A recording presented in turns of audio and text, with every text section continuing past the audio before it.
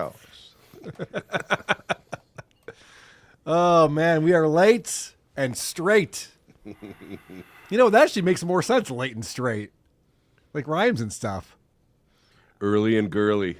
Dude, the later we are, the more masculine we are on this show. Guy stuff. That's guy stuff. We're 5 minutes late. Guy stuff. Adam, how you doing, buddy? I was thinking about when John could never catch on to those jokes at all. Yeah. Like Late and Gay, he really thought they were making fun of him specifically. He didn't know that was a thing for so long. And then he had to start acting like he was in on it the whole time. That's true. A lot of things like that. So many things like that with John. Like, internet culture is tough. It is for older if you're not people. paying attention to it. It just creeps up on you one day. You don't really know what's going on. I had an interesting conversation after Hackamania. It was the Saturday night. We were all hanging out. Maybe it was Friday night. We were hanging out in the bar in the venue area, and a bunch of guys came over and started talking to me, and they were all guys who were like into internet culture back in the E-Bombs World, Newgrounds, Something Awful, like all those websites. Because back then I worked at Your people. Yeah, I worked at E-Bombs World, and E-Bombs World was not liked by a lot of other websites and other communities that were on there. And so we were constantly battling these other people. And then I met a bunch of them, and they're lovely now. Oh. They're all lovely people now. What was the beef back then? Because E-Bomb didn't create anything. He just grabbed a bunch of stuff that he thought was cool and put it on his website. And then we put ads all around it and made millions of dollars. So people were upset about that. And that was it, huh? That's it. That's all it took. E-Bomb became a multi-millionaire by just like, that was back when your uncle would send out these emails to dozens of people with like a funny meme or a link to a video or something like that. And E-Bomb would be like, I'll just put that on my website. That's pretty cool. I'll do that. And creators didn't make, that's one of the things we were talking about actually in that conversation. Creators did not make money back then. Like there were guys who did amazing Flash animation, like on Newgrounds and what was the other one? YTMND. There were all these websites where people that were very creative and made really cool stuff that went viral and got millions of views, and no one made a dime. And yet that was still a better scenario than fucking Google and Apple. And you know, there's like 4 companies that own the internet now. Meta, Amazon. I named them all. Look at me. We're doing it. I mean, it's not that different than what we're doing right now. It's not. Nothing has changed, actually. No. Except for we're making that fucking sweet money, that cake. The cake for the chippa. Yeah. Some of that internet money. We want some of that internet money, see? I did Drew Lane's show yesterday, and I covered Megan Markle's podcast, which, by the way, she gets very upset if you call her Megan Markle. That's not her name anymore. Oh. It's Megan Sussex. Yes. Megan Sussex. And it's so funny that you say that. You know I'm Megan Sussex. That's what she... It's so funny It's that so you funny would say you still that. call me that. It's so funny. And she looks like she's going to kill her. Yeah, Mindy It's so Kaling. funny that you said that. Mindy Kaling looks like, oh, fuck. Yep. I just fucked up. I'm not You going to don't be wanna allowed in piss- England anymore. You don't want to piss off that. She's the one who's not allowed in England anymore. Mindy's fine. But yeah, we covered the confessions of a female founder with Megan. She's trying to recreate herself to just be Megan now. Everything she does is like Megan. Her Netflix show, her company as ever, everything's just Megan. Oh, it must be Megan Markle. But the reason why I bring this up is because, and I don't know how this works. South Park's got a new season coming out. Yeah. Right? July 9th. Okay.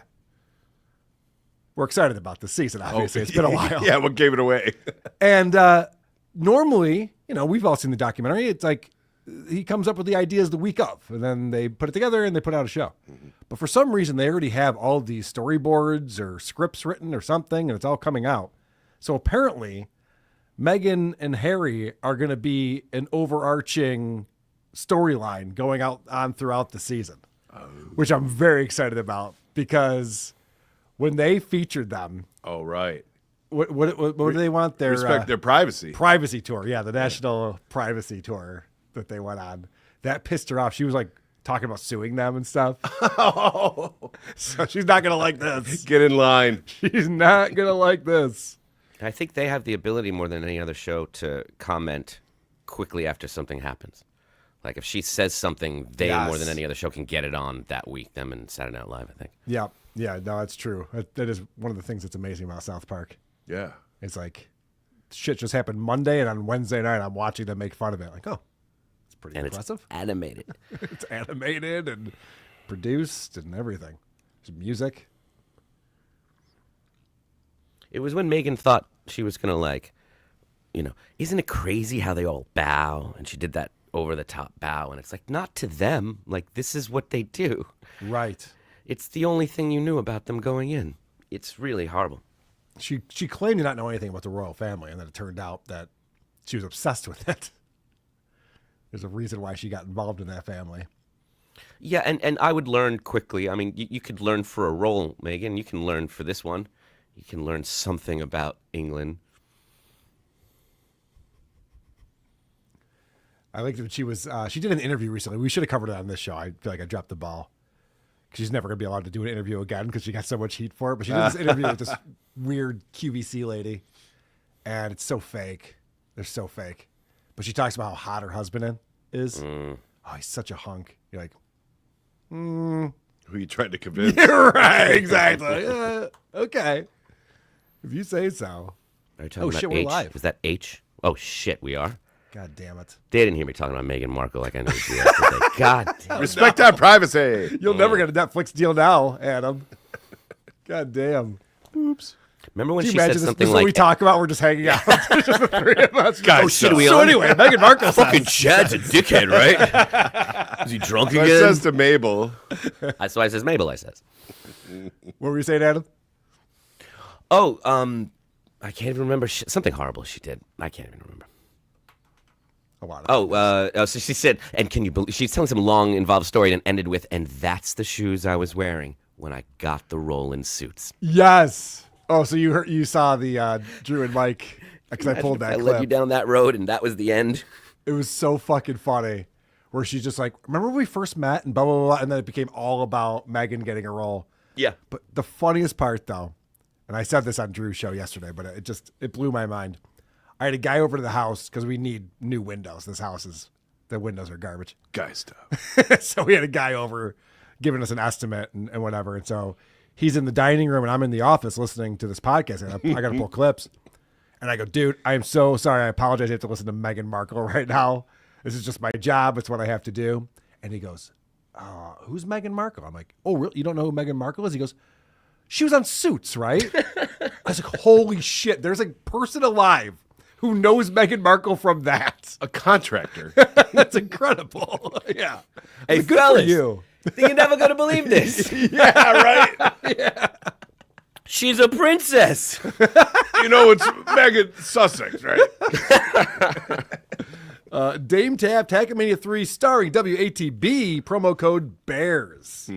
We just don't know which casino they'll be in. We'll be at the Plaza. I don't know where WATB will be. But Dame Tab, thanks for checking in. Flashy Vic with £5. Tuki's coverage of the Catalano wedding was the funniest thing in the Dabbleverse since the DC trip. Holy shit. Did you guys watch that last night at all? A little bit of it, yeah. Same here, just a little bit of it because I was working and I had a shit to do. And I was like, all right, I can't be distracted. I have to set aside some time. The Catalano wedding, it was like Joey's niece or something like that. But Mrs. Catalano married them, and it's incredible. And there's they're outdoors like a parking lot somewhere. There's trains going by. All this noisy shit. How could they afford that? There's a PA system. And they're like, why do they need a PA system? And then the like, oh, okay. Now it makes sense. Oh, God, it is the greatest thing ever. And Tuki was so right when he goes, why couldn't they have done this before Heckamania? Oh, no That shit. would have fucking made Tuki soup. It would have been so amazing. I mean, Cardiff's song was good. But. Sunday night, I got away from the saying goodbye at the Sand Dollar, and I went to the railroad tracks behind the plaza. Yeah. It was smoking a joint. And I got chased away by a cop. It was very juvenile. Wait, what? Yeah. It's a whole thing. Isn't it legal to smoke joints in Las Vegas? No, it was just being up on the bridge where it wasn't supposed to be. Okay. Like a kid. No trespassing, especially with pots. But I'm just saying they could have gotten married there. There's a lot of choices. Hey, you put on this Elvis wig? Sure. See, this is bad because I want to say that Mrs. C was dressed like she was running the road crew for the actual person who was going to give the ceremony, because she was all in black by the PA. But I'm supposed to do Joey's show in a couple weeks, and I feel like now that I've just said that, I've spoiled our relationship. No, say it ain't so. Say it ain't so. Well, he's sensitive about that, and rightly so. I get it. The attire for everyone involved in the wedding was nothing short of amazing. And I didn't, like I said, I only watched a little bit of it. I got to go back and watch it. But I just kept saying, kept hearing during the ceremony, you guys have had your ups and downs. Everyone has. Everyone's had their ups and downs. I'm like, did he shoot her in the face or something? Why do they keep bringing this up? Like, there must have been something that was like catastrophic that they're trying to be like, guys, it happens. Everyone has weird relationships. Everyone's had their ups and downs, but we don't prosecute in this family. We have a rule in this family: no pressing charges. It's us versus the police in this family. So weird. Daily Smelly, $2. You should invite Unique on the show. We actually did have Unique on the show Didn't work out years great. ago, but it was before we were video. Sure. He came on when we were in Discord, which is weird. It was awkward because you couldn't see each other. So you didn't know when people were talking. But he came in like calling me out and all this shit. So I'm like, all right, come on my show, motherfucker. And then he's just like, did you see what Opie said? Like he just wanted to like do a segment with me. I was like, oh, I wasn't ready for that. If you would have told me, I would have just done that. I have all these insults written Yeah, down. right, exactly. I was just like, I was going to call you Stuttering John without the resume, and now you want to team Low up. blow, Carl. That was mean. That was almost too mean. Yeah, thanks for supporting the show, everybody. You can go to supertip.gg/WATP. That's a great place to support the show because we get more of the money. We get the money quicker, and it's more fun for you guys.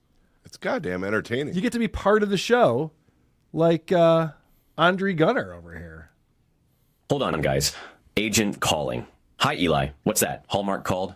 7th on the call sheet for a Christmas movie. All right, gotta go, guys. Showbiz stuff.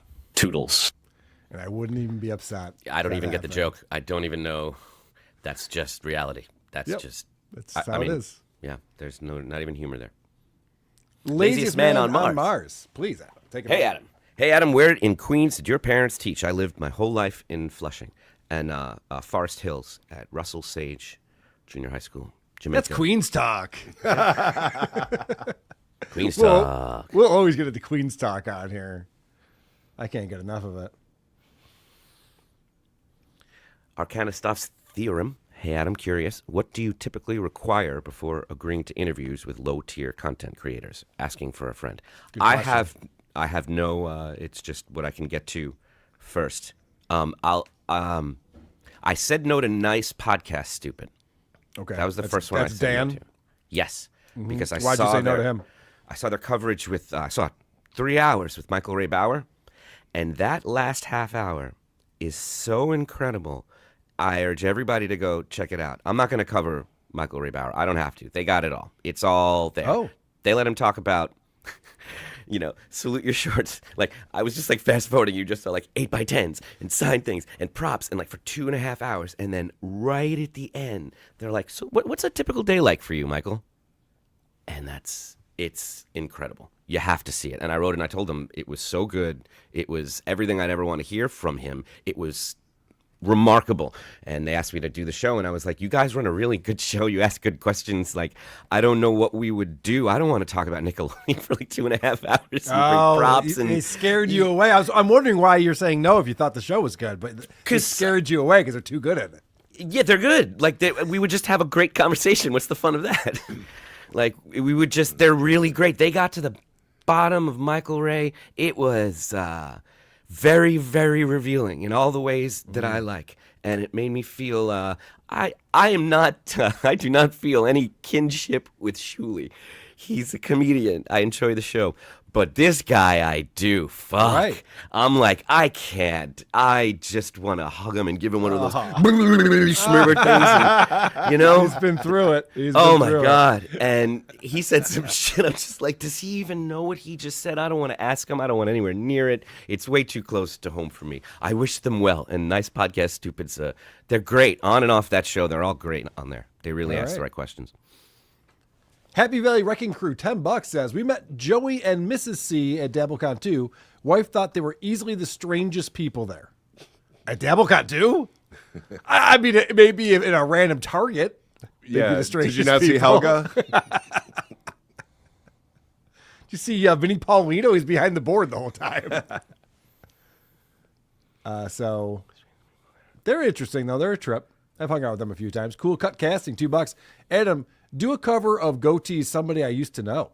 Gautier. Yes. Gautier. Okay, good song. You know what? Not now, but yeah. The song's fine. It only got on my radar because those people played it with like one guitar, and then all the people were playing different parts of the guitar and singing. I was like, oh, that's pretty cool. I like it. It's a They cool. went viral.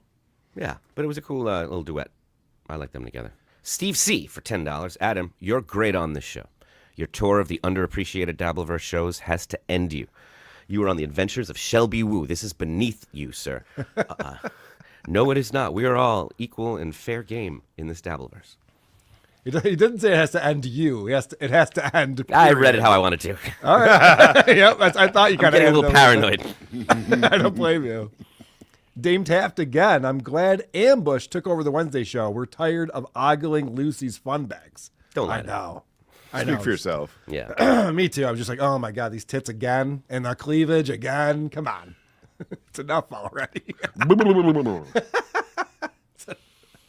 anyone ever said that about tits? It's too much.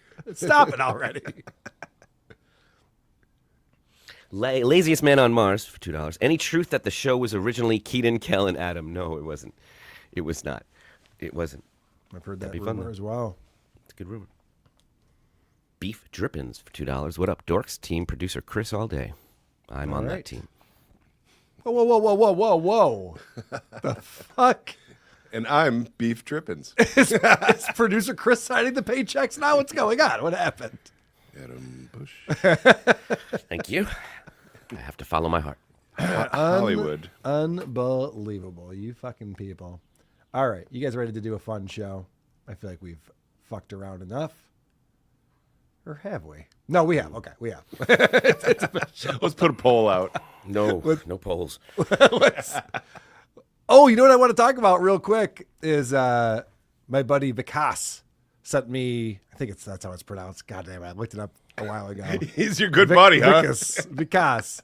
Anyway, you know that June Diane Rayfield that we've made fun of a few times on this show? We've dabbled. Yes, we have. I find her very annoying. She used to do a podcast where she promoted her Jane Club.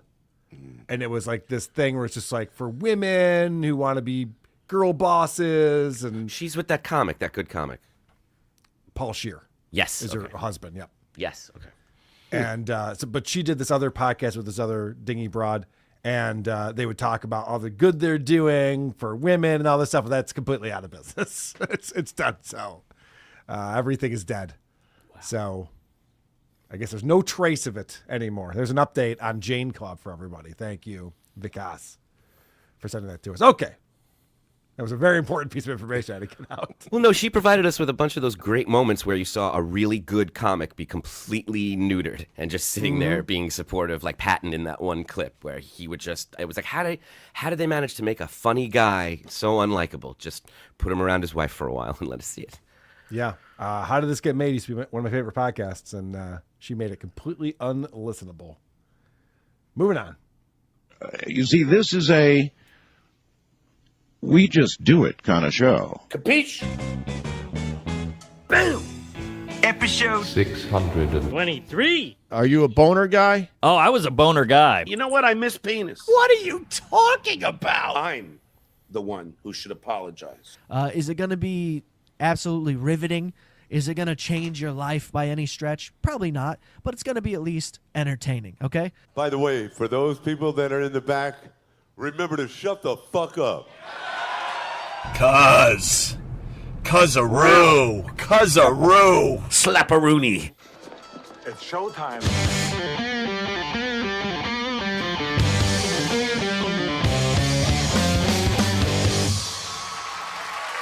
WAATP. WATP. Hello, Rubber Dicks and Kangaroos. Welcome to another episode of Who Have These Podcasts, the only show that knew Opie was crazy before Opie did. I'm your host, Carl. With me every Wednesday, a man who might be too nerdy for TV and too cool for the Dabbleverse. It's Adam Busch. I am in a wheelchair prison. Good to be here. Also, producer Chris is here as well. Hello. Please go to whoarethese.com. That's where you get our email address, voicemail number, link to our subreddit, link to our Discord server, link to our merchandise, link to our YouTube channel, and that link to Patreon and Supercast featuring two exclusive bonus episodes every single month. We're behind in the month of May. I apologize. We will get 2 bonus episodes out. I promise that.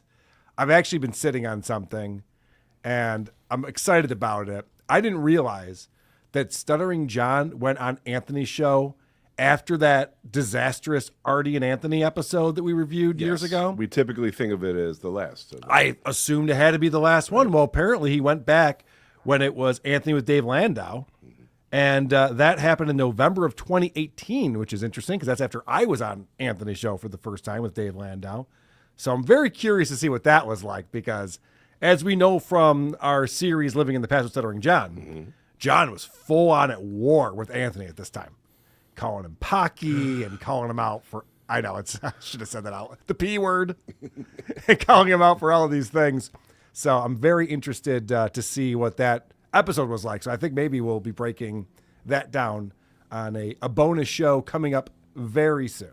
But you see, that doesn't make sense because there wasn't a time when John was doing Anthony's show where he actively knew about whatever legal problems that he had. So that couldn't have even happened. I don't know You know why what, it's on Adam? the spread. It turns out he actually did know everything. That would make him a liar, and he doesn't like to lie. He can't And a even do it if he hypocrite. wants to. It would also make him a hypocrite, which is weird because, he's got the shirt. So how could he be a hypocrite? Guys, we're live in Boston, June 21st, WTPLive.com.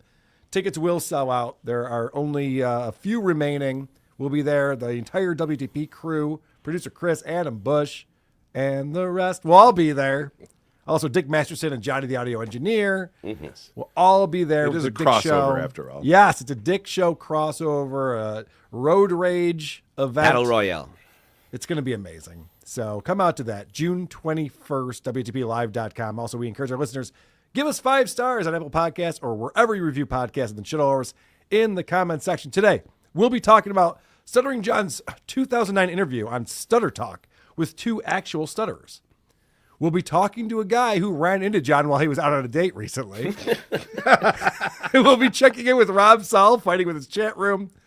We've got John Goblacon with Brad Williams. We've got Opie in the best mood he's been in months. But first, Talk Tuah just dropped a new episode all about the memecoin scandal. Haley finally gets to tell her side of it.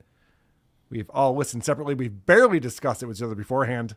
Let's get into it. The show, hosted by Haley Welch, the Hawk Tuah girl. It's called Talk Tuah.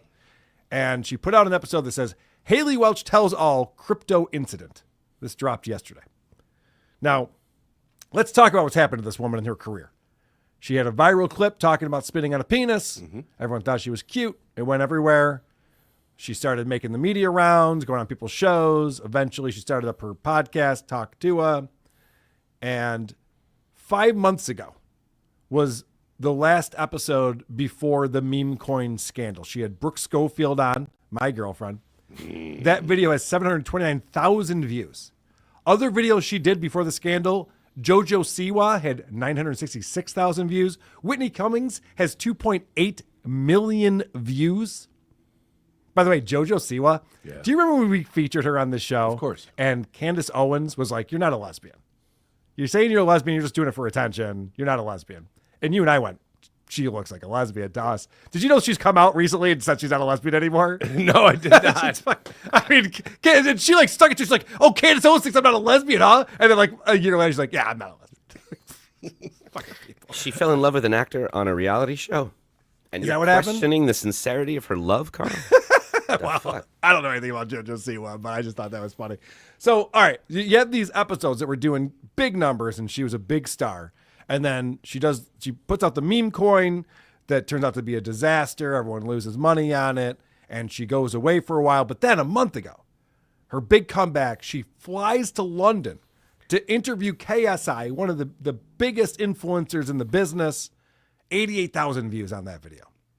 Not great. Since then, her videos have produced 25,000, 23,000, 17,000, and 21,000 views. And this one that she just dropped yesterday is at 16,000. So it's a disaster. Nothing's going well. She was dropped by the Paul brothers, she was working with, and it seems like the career is not going in the right direction at all. So finally she goes, I get to tell everyone what happened and give my side of the story. And that's where we pick this up. Hey guys, it's finally time that we get into the meme coin disaster and address everything that's going on, and we can finally tell our truth about it as we know it, and I finally get to tell my side of the story that I've been holding on to. After reading all the comments and everything people have been saying about it, I thought it would be best if I just sat here and addressed it myself. Now the first thing I notice is the hard edits. This show is edits 20 minutes long. There's a ton of hard edits, so who knows what was said. They decided, oh, no, can't say that, take that out, take this out. But it's how is scripted, and that's how long it took her to get a good take of it, because she's reading all that. I think you're right. And why did it take this long to address this disaster that she had? This should have happened months ago. I can tell you why, because she does not want to. She's learned nothing from it, has not taken responsibility, doesn't even know what that looks like, and they're so desperate for a hot topic that they're like, you're going to take responsibility. She went, okay. Yeah, that's what everyone wants to hear. They don't want to hear you talk to some B-list celebrity at this point. They want to hear you address this meme coin thing. I thought this was what we were getting with the KSI interview when she didn't at all, so I was really excited to see this.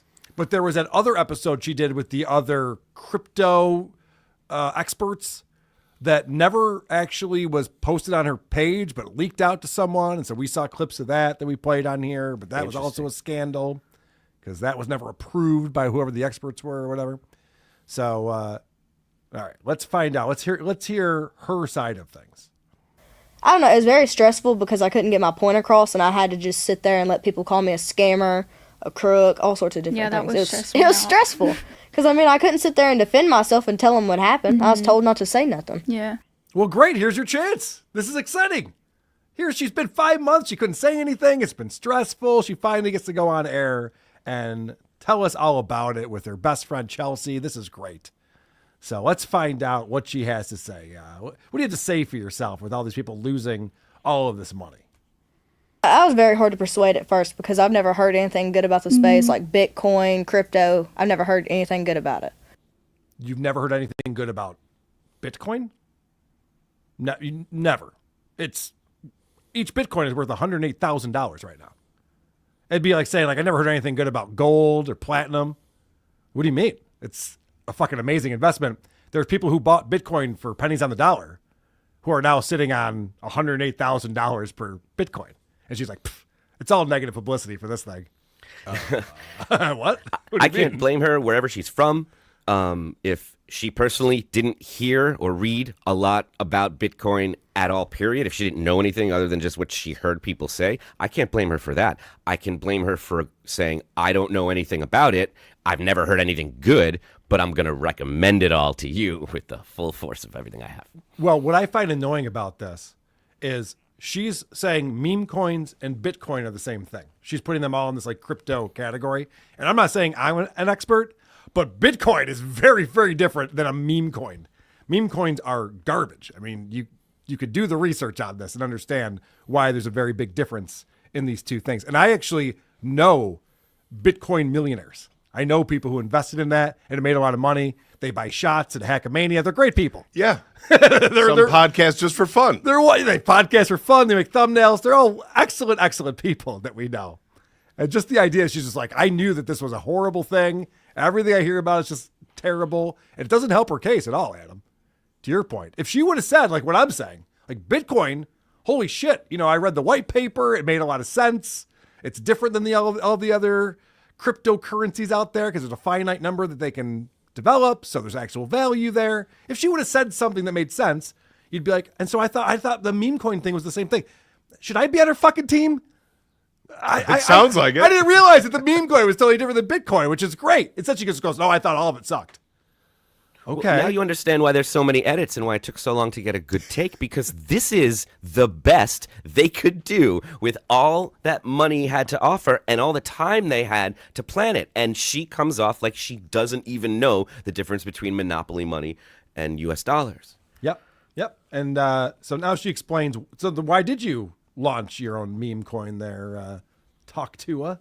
I didn't know enough to really get into it, I don't think, but I finally gave in and just done it. It sounded like it was going to be a great thing. We were excited for it. There was definitely good moments.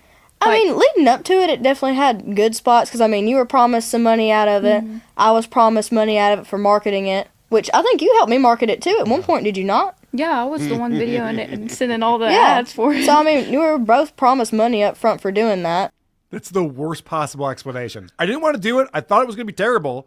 And then they're like, "We want some bunch of money," and I was like, "Oh yeah, okay." Then we'll do it. Then Chelsea, you want money? Yeah, it's like that's a terrible reason to launch this product you know nothing about that you thought could be disastrous.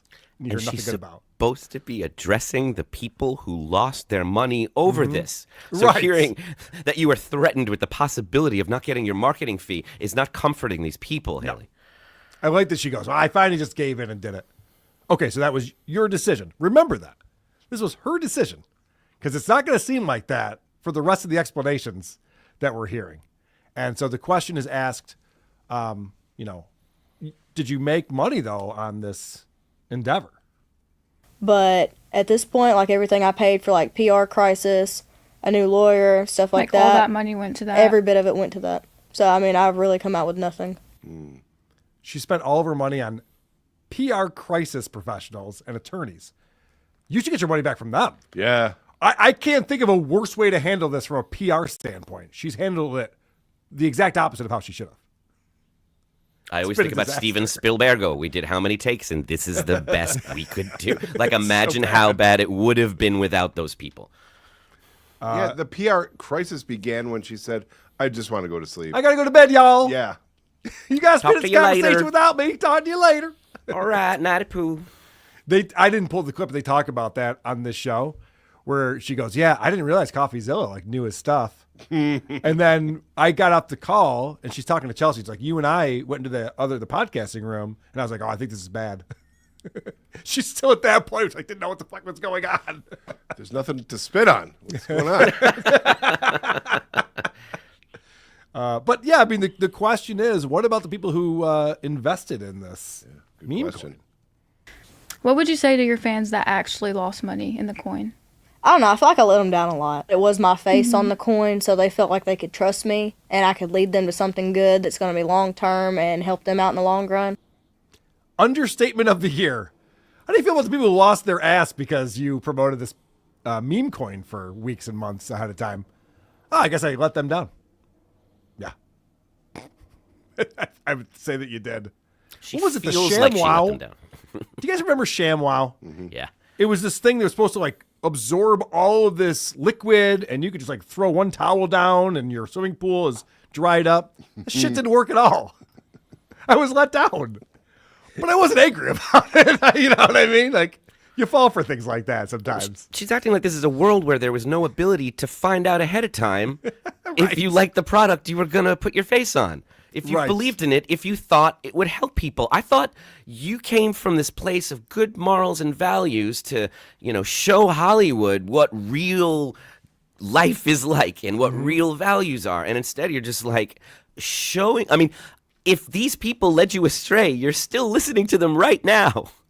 And it's still not working. Adam, she is taking zero ownership for this. They present it to me with little work, like what I told you earlier. They'll send me sentences of what to say, and I'll just take a selfie video saying it and repeating it. And then I'll send it to the guy that's running it, and he'd post it on Twitter. My whole Twitter was ate up with crypto stuff. He got the community together. I did none of that. I don't know any of those people. When we first started doing it, the guy that ran it, he ended up texting me. I don't know, it'd be just short sentences and stuff. I would have to take a video of myself saying so he could post on Twitter, on my account. Keep in mind, I don't even have Twitter downloaded. Yeah, I remember you making videos like talking about it, and I had no idea. Yes, what the and hell you had to you're video talking it about. for me. Yeah. You're like, what does that mean? I was like, I don't know. I couldn't tell you. Yeah. Oh, so you were just obeying orders. Oh, that's always a good excuse for atrocity. You're fine. I guess she started that off by saying, well, I was pitched it'd be like almost no work for me at all. Oh, that's comforting. Okay, well, no wonder you said yes. Very little work, lots of money. Cool. Good. We forgive you. I'd never heard it described like that before. I've heard TikTokers and people talk about, like, you know, their vision for the brand and the money they get and trying to make it entertaining and working it into their show and the battle of keeping their artistic integrity and showcasing this brand. And it was actually kind of refreshing to be like, they send me the name and I just say it in front of the camera. And then, you know, I don't know what it is. Whatever. They convinced you when they said, what if we give you this suitcase full of money and all you have to do is talk a few times into your phone? That's really shiny. I like that. All right, so let's remember that Haley is a dummy. Yeah. That's really all we done, like, over the months. He would run my Twitter for me. I can't really say his name legally, legal-wise. Or phonetically. Yeah, just keep going. Yeah. I legally can't say his name or company, but... Wait, can I say I can't say his name legal-wise? She literally just asked off to the side, can I say that legal-wise? Yeah, you can say that legal-wise. Okay. Isn't it Howie Mandel's son-in-law we're talking about? Alex Schultz, Doc Hollywood? That's who we're talking about here, who is running this whole operation for her and scammed everyone, which is so weird that, of course, she was the face of it. She's the name behind it. But it was Alex Schultz who put this all together, I'm pretty sure. Did you watch this whole episode, Adam? I scrolled around a bit. Okay, because after this, they talk about this Bitcoin conference they went to. Because I think Doc Hollywood was just like, all right, we're going to launch a meme coin. You got to get to know the players. You got to understand how this works, the culture. So they go to this Bitcoin convention. And Haley goes, I didn't understand anything they were talking about. I didn't know a thing about anything. Okay, so this makes it not your fault because you don't. Like, I don't understand what her angle is for this entire episode. She was blaming them. It just makes me more angry. Like I'm not angry at Haley. I'm not dumb enough to buy a meme coin. I don't care. I didn't lose any money. But the fact that she comes out here and thinks that this is going to make her look good is insane to me. How horrible a strategy is this? She obviously doesn't have any strategist behind her anymore. She's just winging it. All right. So then she talks about this CoffeeZilla incident that, of course, Lucy Tightbox came on the show and played for us all those months ago. That's when CoffeeZilla got on there, and they're like, mute it. And nobody warned me about this guy at all.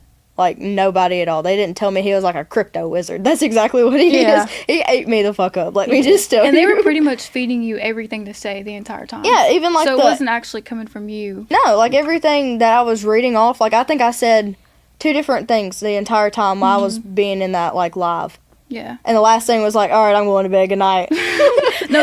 Wow, what a revealing side. Hey, guys, this is my side of the story. Yeah, no, that's everything that we already knew. We've already heard that audio. We know exactly what happened. We know that you were in over your head and the CoffeeZilla ate you up because you had no idea what was going on. She's like, fine, I get to say my side of things. No, we're up to speed. Yeah, no, it's just as how I saw it, actually, Haley. Very good. Chelsea's not helping things. No. She's like, and they fed you everything you said. I know. And Christian played this on Who Are These Broadcasters yesterday and was talking about, I think it was Eric Zane who was making the point, like, why does she need Chelsea there to ask her these dumb questions?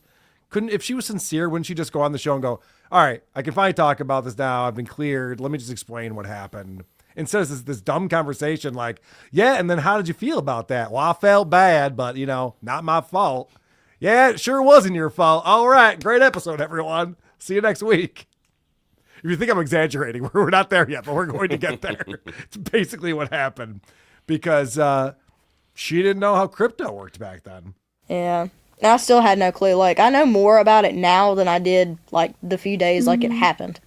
Like, I couldn't tell you how crypto worked the day that coin launched. I had no idea. I don't either. But now you do? I doubt it. What is she talking about? Like, God damn, now I've done all the research. Now I get it. But back then, I was so naive. I didn't understand what was going on. Because she obviously doesn't know anything about anything. She knows about pet shelters. Does she?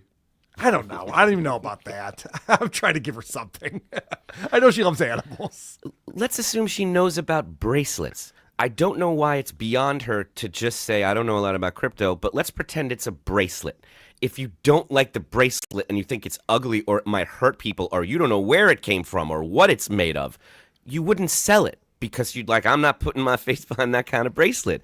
But something about crypto and the disconnect lets her Adam, just... let me cut you off right there. I actually don't know a lot about Yeah, right. bracelets. Okay. So I'm not understanding your analogy because I don't care for bracelets. I believe that checks out and you're right about that. But and replace it with anything you like and you understand how cold and horrible she sounds. I know...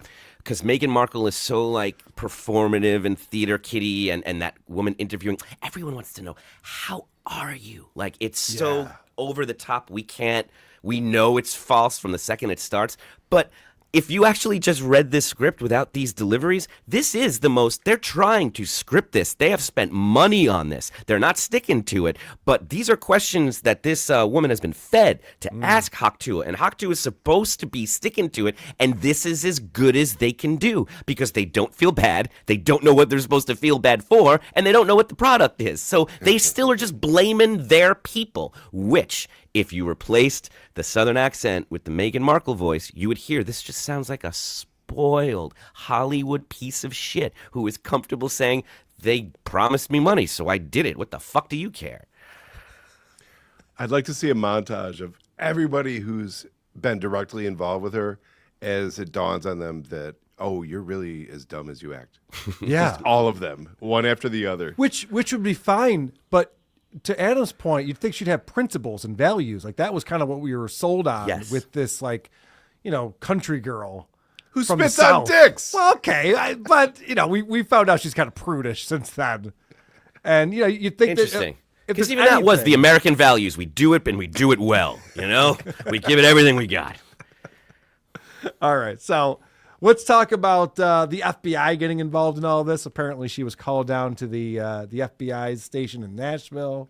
We went to Nashville, and I went in this room full of men, basically, and they interrogated me, asking me questions and everything else related to crypto. All the people in my phone that I've talked to about crypto, they went through my phone.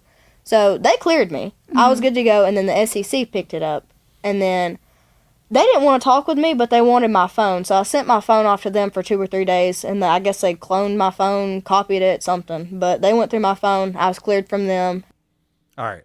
Could you imagine the FBI talking to this woman, and they're like, we've tried every technique. This woman is a steel trap. She won't tell us anything she knows.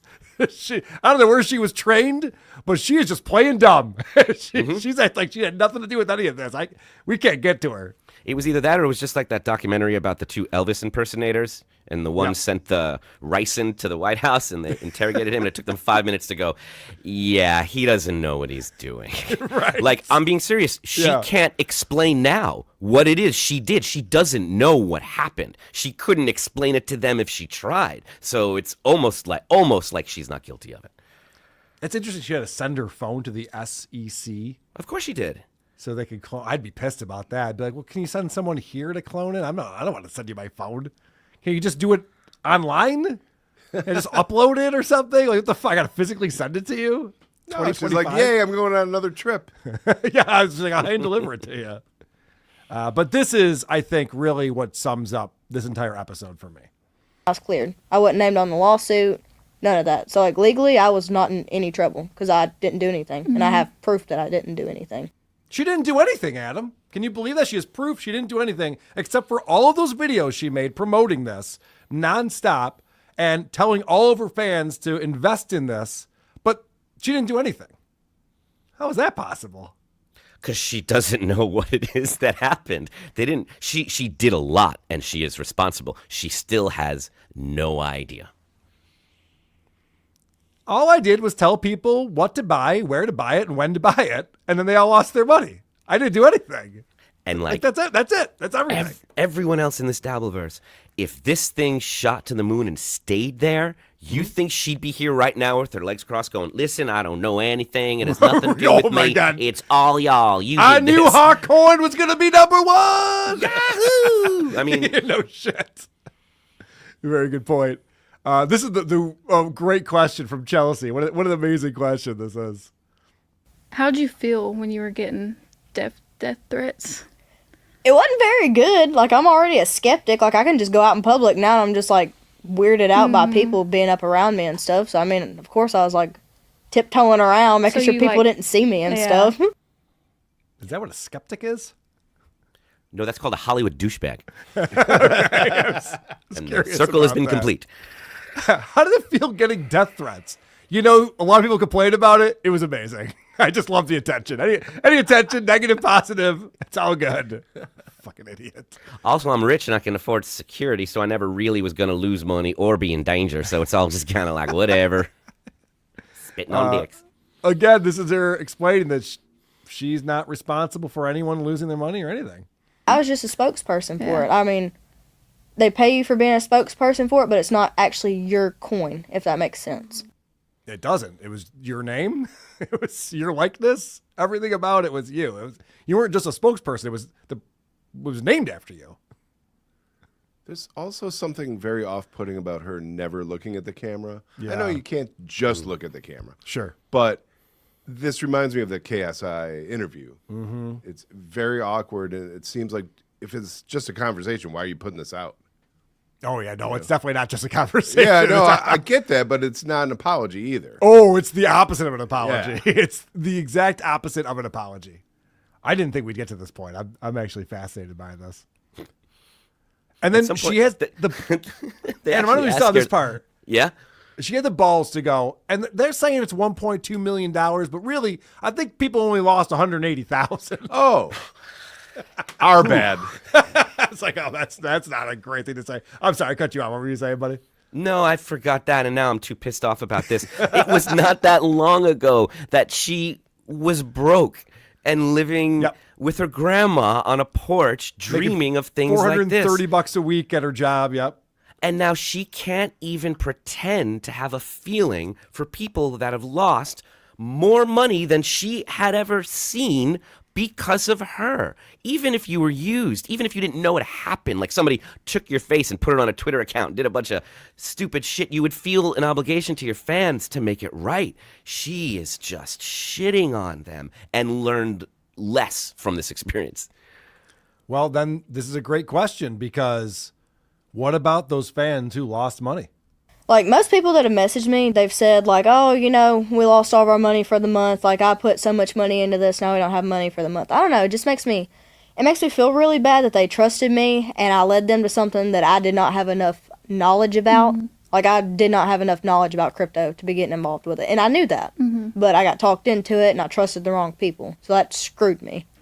She just repeated the exact same thing she's been saying this entire episode. Not my fault.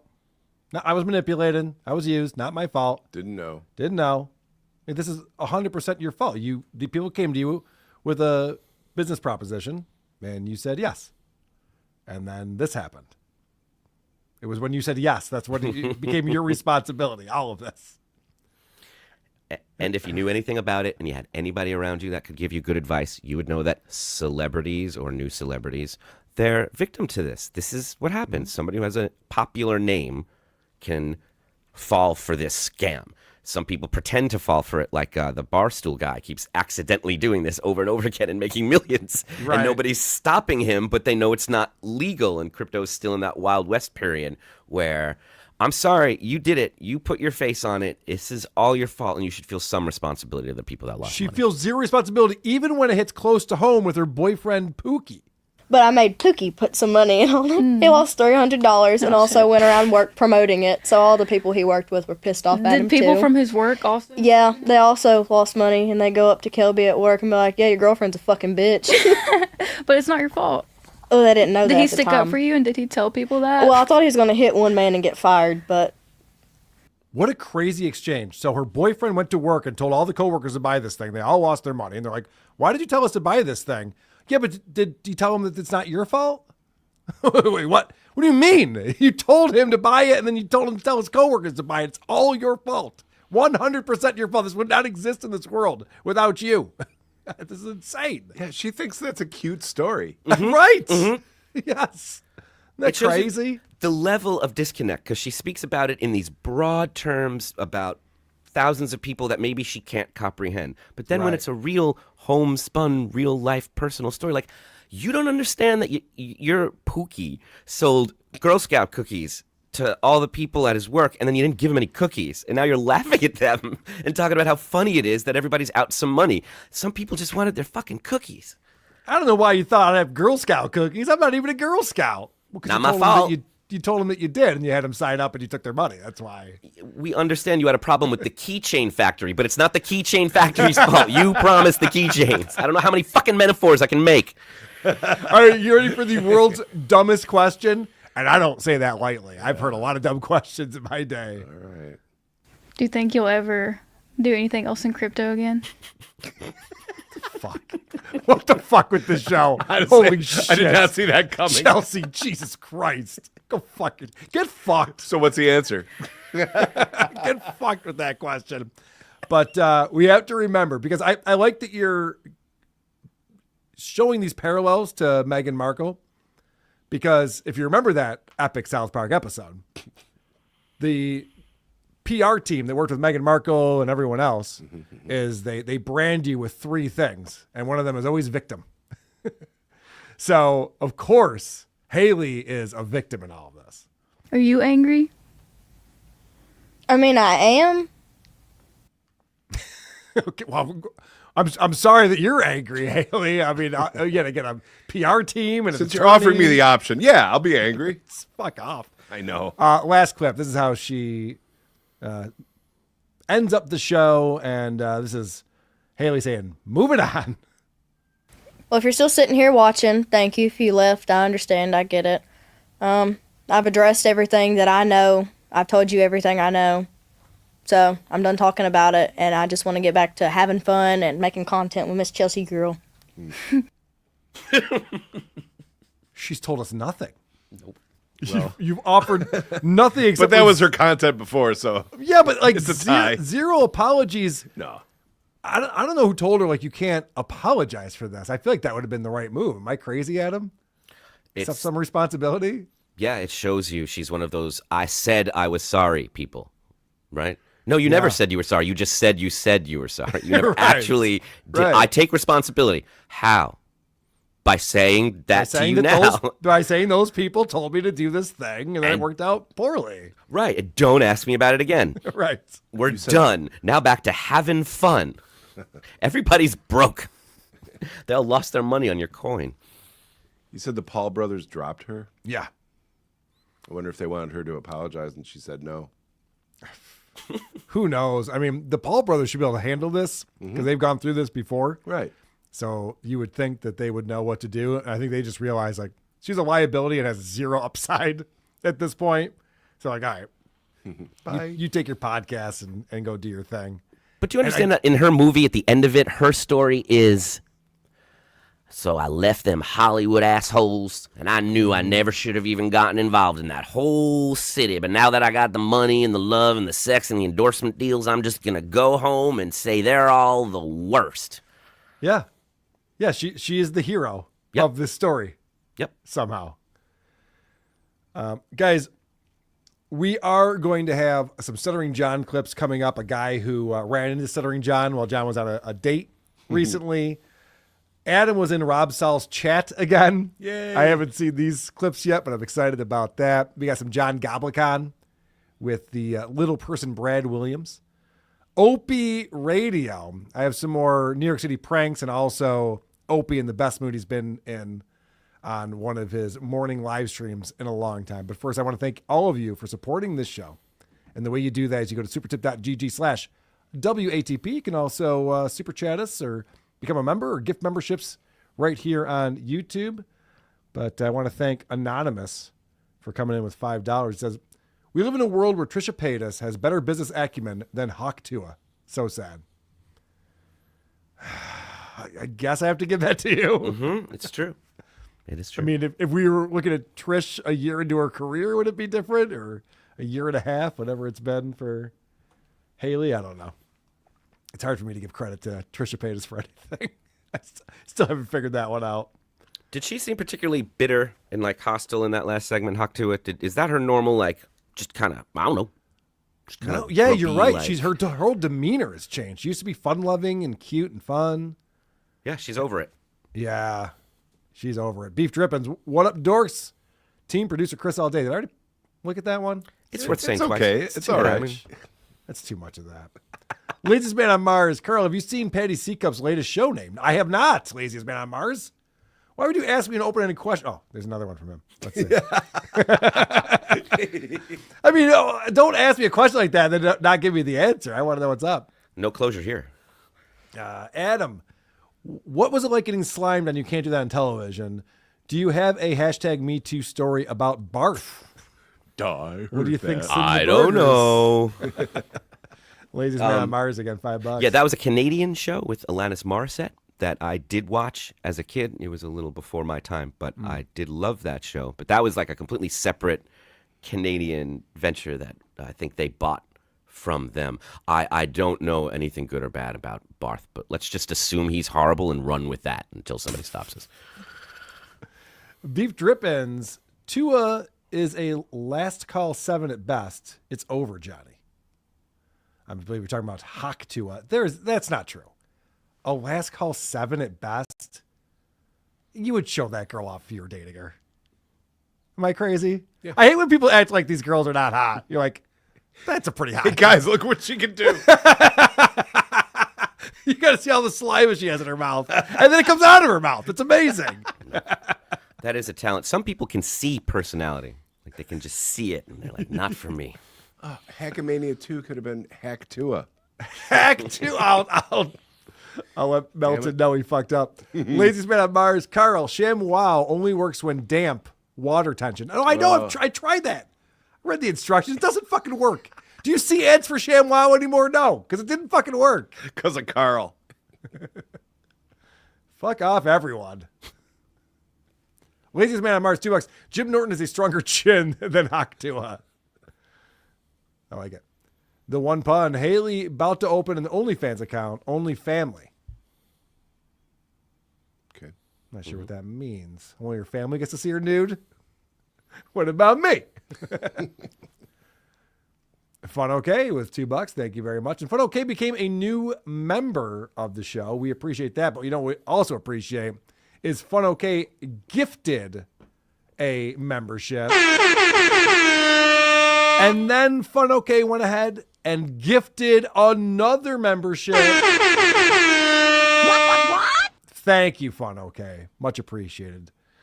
Go to the members tab if you got a membership, and all the bonus shows are there and all the new ones that come out.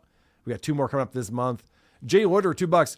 Adam, when are you going on Talk Tuah? That's a good call. I would love to see you on that. How many show. more do you think they're doing? Like Not it's a just lot. I'll see what I can do. That's a great idea. Steve C. Hawk Tuah's accent guarantees her snatch smells like corn and Indiana Hoosiers. Is that true, Steve C? You can tell a girl's vaginal scent from their accent? Could be worse. Is that Andy Dick in the photo, Steve C? Is that who that is? I think so, yeah. Okay. Laziest Man on Mars. Hope your daughter is well. Producer Chris. She's doing great. Thank you. She is doing good. Very, very exciting, actually. All right. Let's talk about my friend and yours. Bloody ass. Can I get a little sympathy? Because I got a bloody ass. I'm bleeding generously. Because I got a bloody ass. All right. Stuttering John Melendez. We played a little bit of this on Point Dabble Point on Monday. Adam joined me along with Ava Riza and, of course, Shuli, who's our co-host. And we talked about Stutter Talk, a podcast. They're still around. They're like a 501c3 nonprofit organization. They also have a podcast for people who have stutters. And so John agreed, while he was still on The Tonight Show at this time, he agreed to be on their show because he likes to help out the stuttering community, of course, as you know. And the hosts, Peter and Eric, were very excited to talk to John. And I loved the credits that they gave John before the show started. Mr. Melendez has acted in off-Broadway plays and several movies, including Airheads and Dude, Where's My Car? Acted in off-Broadway plays. Mm-hmm. I got to stop them right there. Now, I know he was in Tony and Tina's Wedding. Would that be considered an off-Broadway play? I would have to look it up. If it had an equity contract, it would be. If it didn't, it's not. It's hard to say. That was a dinner theater thing. It's a dinner theater thing. It's like a bunch of people like improving and talking to the guests like they're at a wedding, but they're it actually might not. have been. I was more struck by the compromise of the phrase acted in. Right. Like, definitely starred in was replaced. Because they're like, Yes. you can't say that, buddy. You just can't. Yeah, Hey, are you going to finish that? yeah, because Dude, Where's My Car? And Airheads, all he said in that movie was, I masturbate a lot. That was his only line in that. And Dude, Where's My Car? I don't even know if he had a speaking role. He pisses in a plant. Yeah, Yeah. that's what I remember. So He does it really well, though. off-Broadway plays. Now, first off, just the term off-Broadway, it struck me a little funny because I'm like, well, that's every play that's not on Broadway. It's like literally everything. Show off. Yeah, I'm sorry. I'm sorry. Okay, please. I'll explain say this to and me. then I'll go. No, because please I do. No, will have please lost explain all- this to me. It's a delineation. There's Broadway, there's off-Broadway, and then there's other theater. Off-Broadway is like that minor league baseball team. It's still baseball. They get a contract. And saying that in your resume would say, I'm an equity actor and I have the ability to do those shows. That's not what he's saying. But even still, Tony and Tina's is like an improv ensemble thing. It's not like A Winter's Tale. You know, it's He not a might play. be talking about when he was in second grade. Oh, God. He was in a play that was televised. It was so good. Oh, the And he carrot. would- Yeah, of course I saw that. He Of would course. tell the other actors what their lines were because he had it memorized so well. Little carrot seed. Yeah. So maybe that's what he's talking about. Would that be considered off-Broadway, Adam? That's just legend because I'm from Long Island, so of course I know that from the cable access that we were all forced to see. It was just classic every, summer solstice that would come around. All right. I like when stutterers say things like, let's get into it. Because that's something that you say because you just want to all right, we're moving on. We're transitioning out of this and we're getting into it. Let's get right into this here. John, can you tell us what your earliest memory of stuttering was? This guy's great. I'm a big fan of this show already. I'm so glad you paused it there because doesn't that give you a feeling? Doesn't that give you a feeling that's so different than when John stutters? Yes. Like you're immediately like, of course, maybe there's laughter. You feel a lot of things, but you're like on his side. You're rooting for him to get through it. You know he's dealing with something that he can't control, and you never get that feeling when John does it. It just makes you angry. It makes you go spit it out. Just say it, whatever it is, because he stammers. He doesn't stutter. That's a stutter. It's a real thing. Yes. Very different. And I think we're going to prove that. I have some clips on here. It's going to prove that John is not a stutterer. I mean, think of the trauma.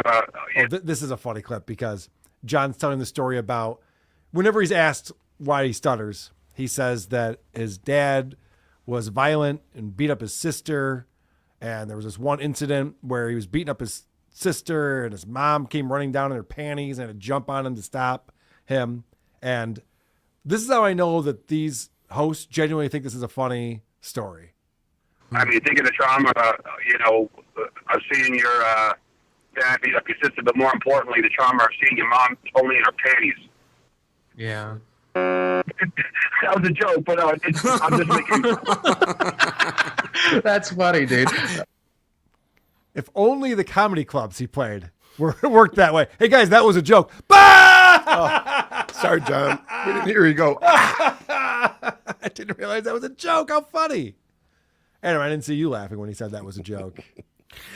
They're such a great audience. He said this thing and what they heard was, and then I saw this thing and it was really traumatic. And they went, yeah, that's really traumatic. No, I was kidding. Oh, yeah, that's really funny. Actually, it's very, very funny. They're like, whatever you say, boss, they're just enamored with him. No, they're excited to have a big celebrity on the show, obviously. And this is a great question. We just played Chelsea, Haley Welch's friend, asking the terrible question. This is a great question. Do you still consider yourself a person who stutters, or do you consider yourself a person who's recovered from stuttering? Where do you stand on that? Now, that's a great question. Are you still a stutterer? Because we're listening to you. And like you said, Adam, he stammers a lot. He has a lot of crutch words and things. But he doesn't stutter. We hear what stutterers sound like.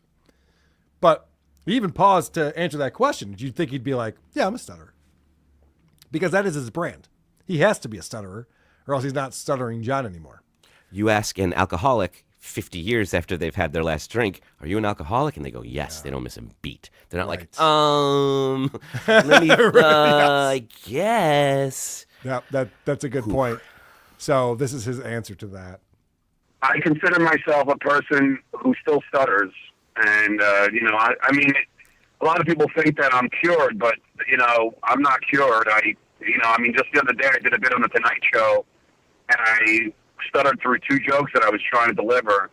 So it's still there. I don't think it ever goes away 100%. Okay. So this is my theory on this. So John goes, no, I still am a stutterer. I just stuttered on The Tonight Show the other day. And this is true if you go back and check out the Howard Stern show. John stutters when he's nervous.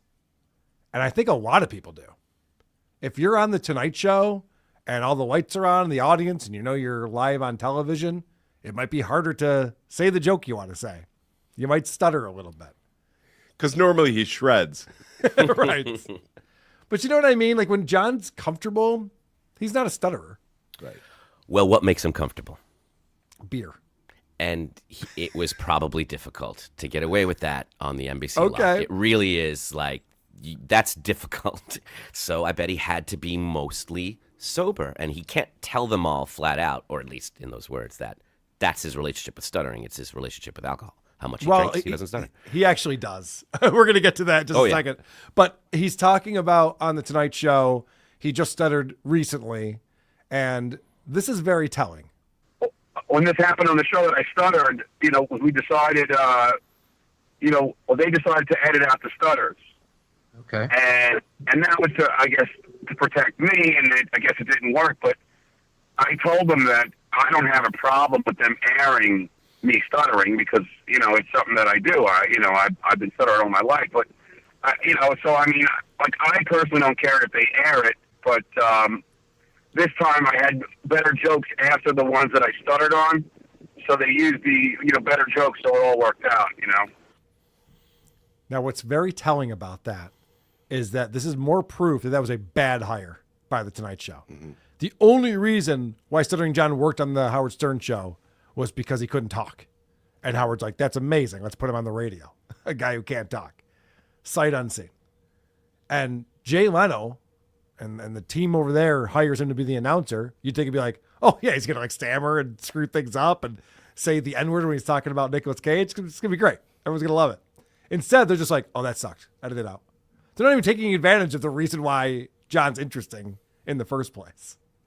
I love it so much because he does exactly what he did to the last question. He gave them all of the answers, and that's his stutter. He doesn't know how he feels about things. Mm-hmm. He even said, he goes, they decided to cut it out, but then I agreed with them because I also thought it was a good... What happened? Because I had other jokes that were funny. Yeah, because I'm a really good writer. It was like something happened there that you're not being clear on, and that's very telling. He said it before. They're like, so you're not really much of a stutterer anymore. And he's like, well, yeah, I am, but I don't. But lots of people tell me that I don't, but I still do because I did the other day, but then I didn't afterwards, and then they used that. But that's still not why I got the job.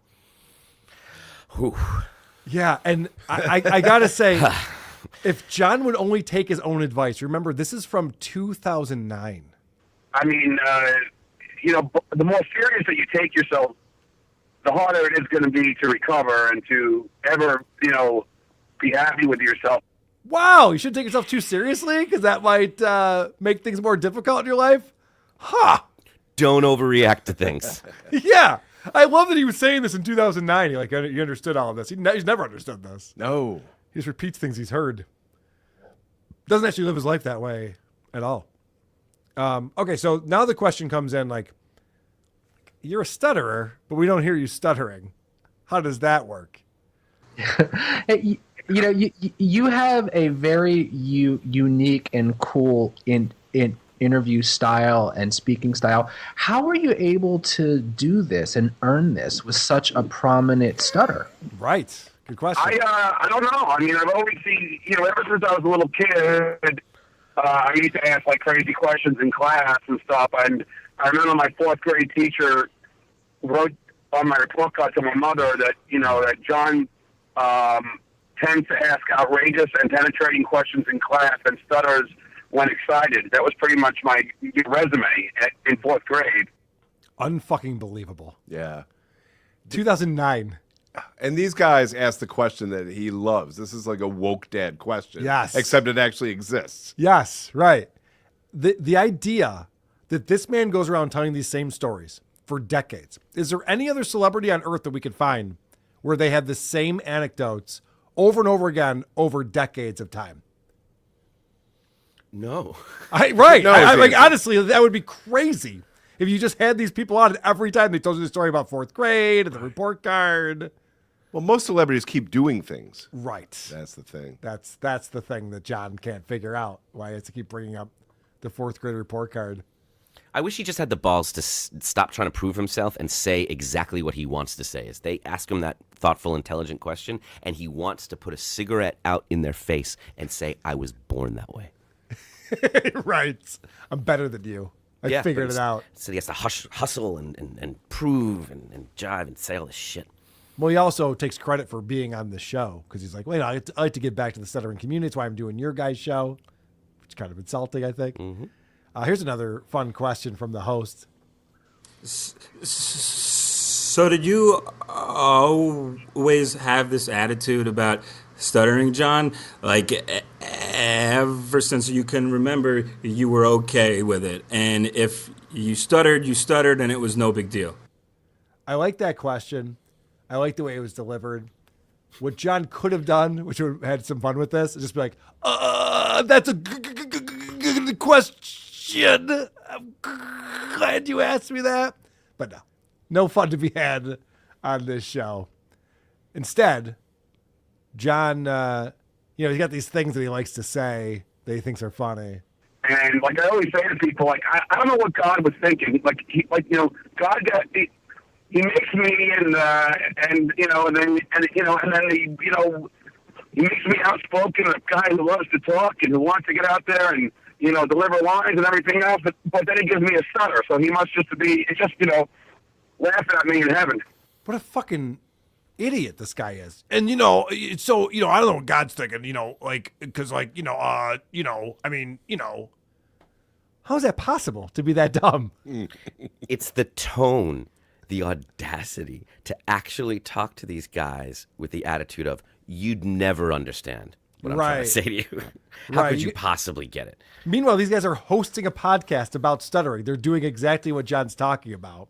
And he's going, it's crazy, man. He's running in the room. You're never going to guess what happened to me. You're never going to guess this. I have a stutter, and yet I want to be a broadcaster. Is that crazy or what? They're both with their microphones going, we know. Asshole. Well, they opened the door by telling him he was cool a couple questions ago. Oh, yeah. So big mistake, guys. All right. So what are the tricks to not stutter? Adam alluded to this earlier. Can you talk a little bit about some of the tricks that you do use to help you with speaking, some of the other tricks you use? I mean, I think, and I always say, if you're of age, a few beers doesn't hurt. Of course. Isn't that amazing? Yeah. His advice to all those stutters. This is a community just for people who have a stuttering problem. And they come to this show and they want to hear how other people are coping with this or dealing with it or helping. And he goes, you ever think about having a drinking problem? People won't focus on your stutter so much when they're trying to get you into AA. Your family won't be annoyed about that part of you anymore. What an asshole. You can lose the stutter and your family in one move. Yes. In one meeting. Yeah. All right. I call this next clip, two people talking, a stutterer and a moron. It's really so great that that he did give you this opportunity because you were a person that stutters, especially because it was a radio gig, where millions of people are going to hear you stutter. Yeah, no, I know. Listen, I'm like I said, I'm happy that I got the gig. I mean, it actually was I mean, it's obviously how I got my start. He just said nothing. I should have transcribed that. I did. Yeah, no, I know. It's my favorite thing he ever says. All of it in one. No, I know. He's a musician, a singer. They go, yeah, or they go, no. They don't go, yeah, no. I know. Perhaps. Yeah. He Like doesn't with know. Freddie Mercury to go up there, go, yeah, no. No. Yeah, no. I know. All right, here's some advice for the parents, because he's constantly getting emails from parents whose children are stuttering. They're like, John, you're the guy we all go to figure out how to figure this out. What should we do? They, email me and tell me their children stutter, and, what should they do? And I always say, well, how bad is it? And they say, that's not too bad. I said, don't do anything. Don't even acknowledge it. Don't tell them to slow down. Don't tell them to calm down, or, He's a miracle. Tell him to have a beer. He's a miracle. Parents come to me and they go, my child is a speech impediment. We're worried about him. What should we do? Absolutely nothing. Ignore Even him. before that, yeah, I go, how bad is it? Tell bad me. is it? Show me the baby. Yeah, right. Send in want to some see. audio. I'll play it on my podcast. And no matter what they say, I give them the same advice. Don't do anything. Don't I'm do so glad I anything. traveled all this way to meet with you, Mr. Melendez. Aren't there like speech therapists or other people he can talk to? Nope. Definitely not. Don't do anything at all. How comforting though is that for a parent? They're just like, oh, good. I was thinking about being a lazy piece of shit on this one. Thanks, John. I thought this was going to cost money. Yeah, I thought it was going to cost money. It'd be a whole lot to drive to I places. was so afraid you were going to blame me. Thank God. Whew, so it is their fault. Okay. Now, I knew it. Adam checked out this show. He actually sent it over to me, and we were playing some clips, like I said, on Point Dabble Point this week. And one of the things that you picked up on, Adam, is that here we have actual stutterers with stuttering problems who want to get help, who want to figure out solutions for this. And then you have John, Stuttering John, who always brags about speaking at the stuttering convention and does so much for the community and to give back and to give people advice. But these people actually understand what this affliction is and deal with it every day. And John doesn't know what the fuck he's talking about. Eric and I are big proponents of something called voluntary stuttering, where when we're having a really tough day, instead of changing the word, we'll just stutter on purpose. Have you ever heard of that? What are your thoughts on it? Like I said, whatever works for you. I mean, I don't know. I mean, like me personally, I guess it helps you get over the albatross that how we deal with our stuttering. But I mean, I've always been so like it's still embarrassing to me when I stutter, because it's very hard to look confident if you're a stutterer. Like even when you're doing stand-up comedy, it's hard to look like you're secure and comfortable if you're stuttering. You know what I mean? Oh yeah. So the question was, have you ever heard of voluntary stuttering? Have you heard of that, John? It's a thing the technique that we've been using and we actually are proponents of. And John turns that into, you guys sound stupid and no one's going to take you seriously if you stutter. It's a real problem. Whoa. How did you get there? You could have said, no, I've not heard of that. What is that? That would have been a fine answer to that. Not a stutterer. Yeah, you could have gone, oh, that's interesting. Like, how do you practice something like that? What does it do for you? Yeah, I'd rather big time you. I'd rather talk about what an idiot you sound like. Sounds like you don't have any confidence, you morons. You don't do stand-up, do you? He's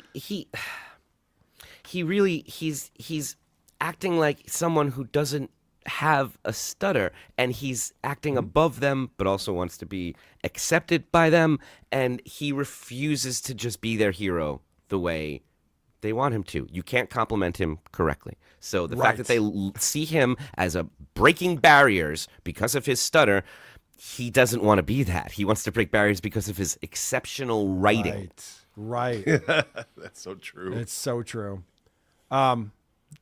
This is so typical of Stuttering John Melendez, the answer to this question. Hey, John, Do you have time for a couple more questions?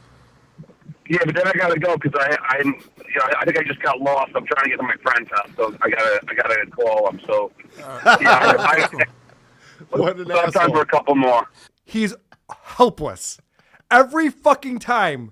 At any given time in his life, when we look at like, what's John doing right now? Oh, he's fucking up. He needs other people's help in order to get through life every time. I got to go because I got to call my friend because I got myself lost, and he's got to help me out with this. Ma! It's crazy. Take it a step further. The only thing they've agreed upon this entire conversation is that making a stutterer nervous is not the way to help them. He Right. specifically tells their parents, Yep. don't make them feel bad about it. Don't put pressure on them. Just give them space and let them do their thing. So he's like, look, I got to go. So you got to make this choppy and you got to get it correct because I don't know what the fuck I'm doing. Yeah. Hey, John, you Okay. got time for a couple more questions? Yeah, I guess so, but I got a bunch of other shit going on. Spit it out. Yep. Not the way we're going. If you could get somebody else to ask them, maybe. I got to keep this on the board for when we go into ad breaks on WATP. Okay, great. Let's just take a quick break and we'll come back. I love that. Also for the isotopes. That's a good idea. Yes, between sets. Oh, we should have a stuttering announcer. I'm looking for work. It I just just sounds different to me. You tell me if I'm wrong. It sounds like they are frozen in something, like they're actually disassociating and like all of their energy is on stop stuttering, like get this thing to end when that happens. And whenever John does it, it doesn't feel like that at all. It feels like he just can't decide what to say. And his mind is racing so hard. What, is it we? Did I make it like that? He just can't say it. And that's a very unsympathetic quality. Yes, I agree. I have one more clip on here because it's a Stutter Talk ID that a caller called in and gave them. Now, I don't like dead air on this show. What just happened? Oh, I don't like dead air on this show, but I'm going to ask all of us to be quiet so we can hear this Stutter Talk ID. This is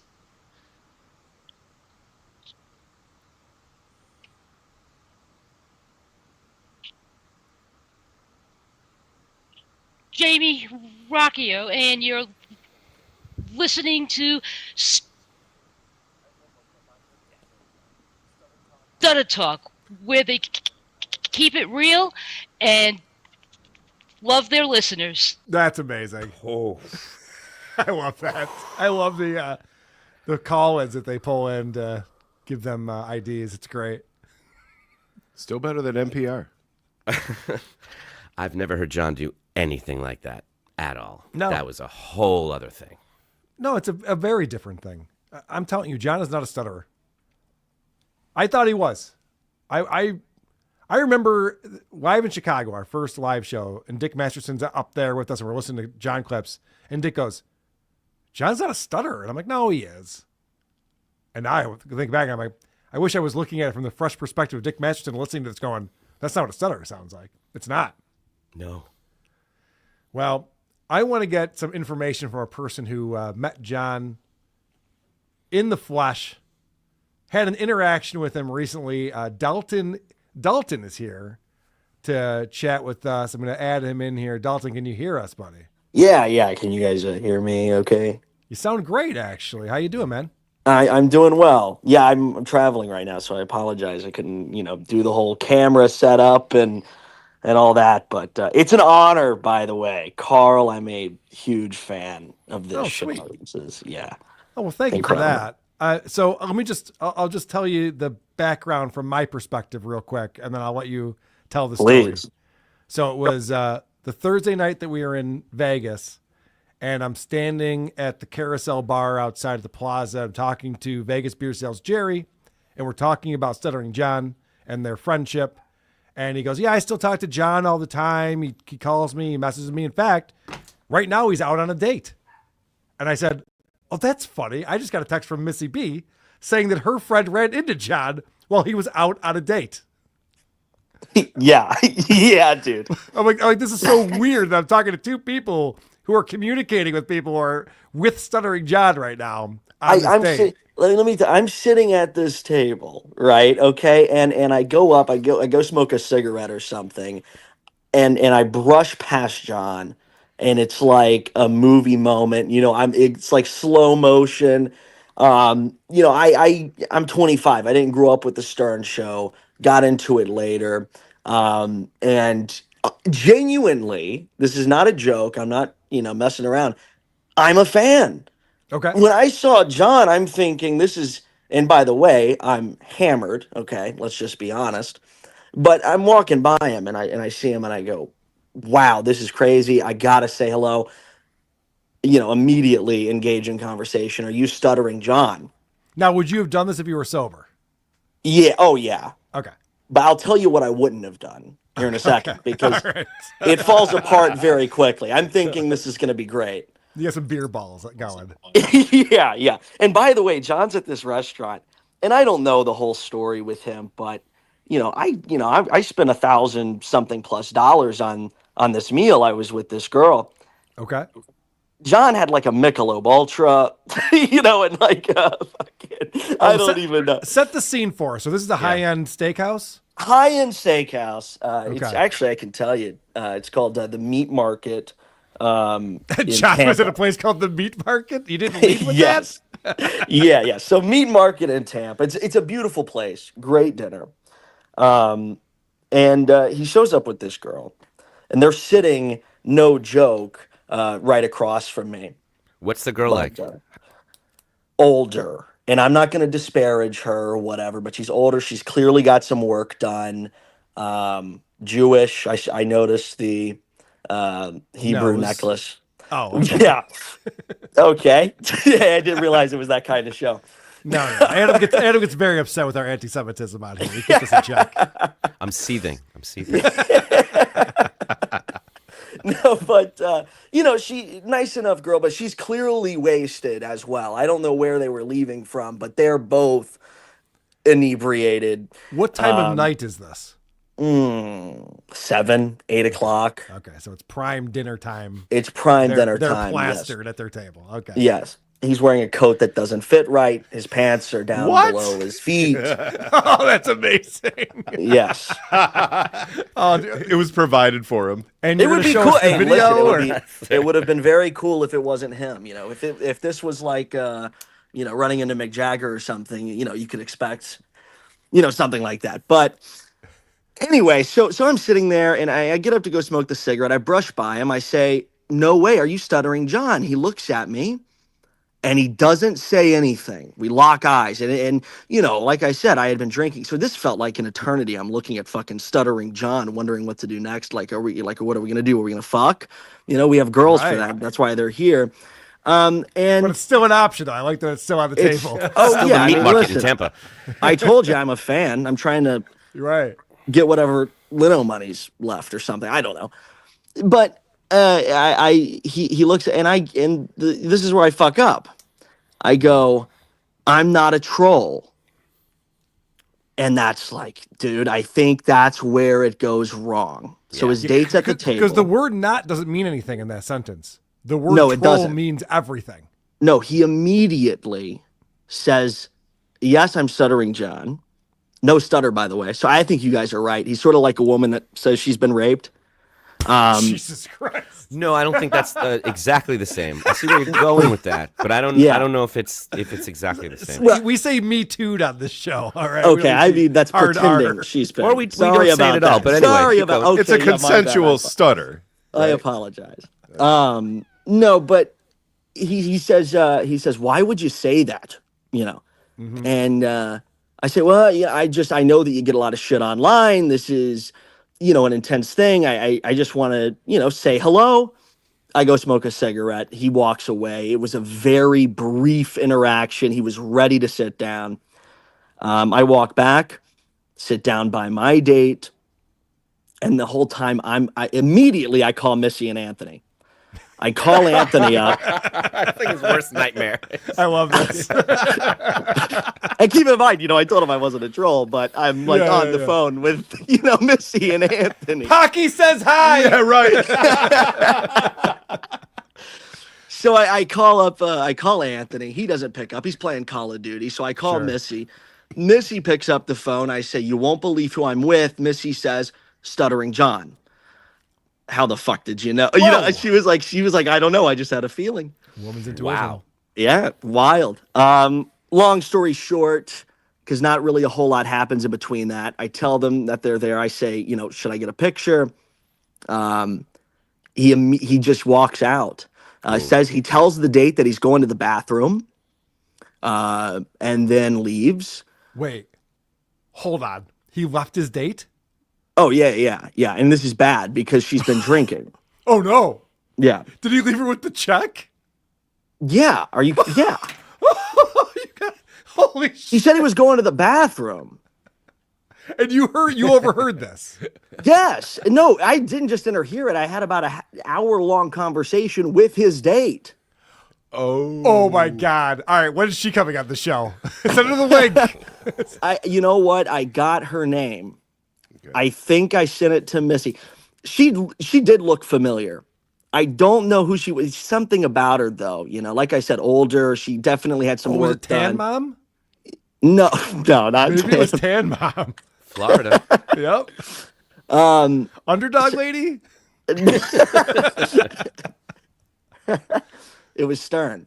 Hold on. Okay, this is incredible. I'm sorry. I'll let you spit it out. I don't want to drag this out. But you ran into John. I'm not a troll. He gets upset.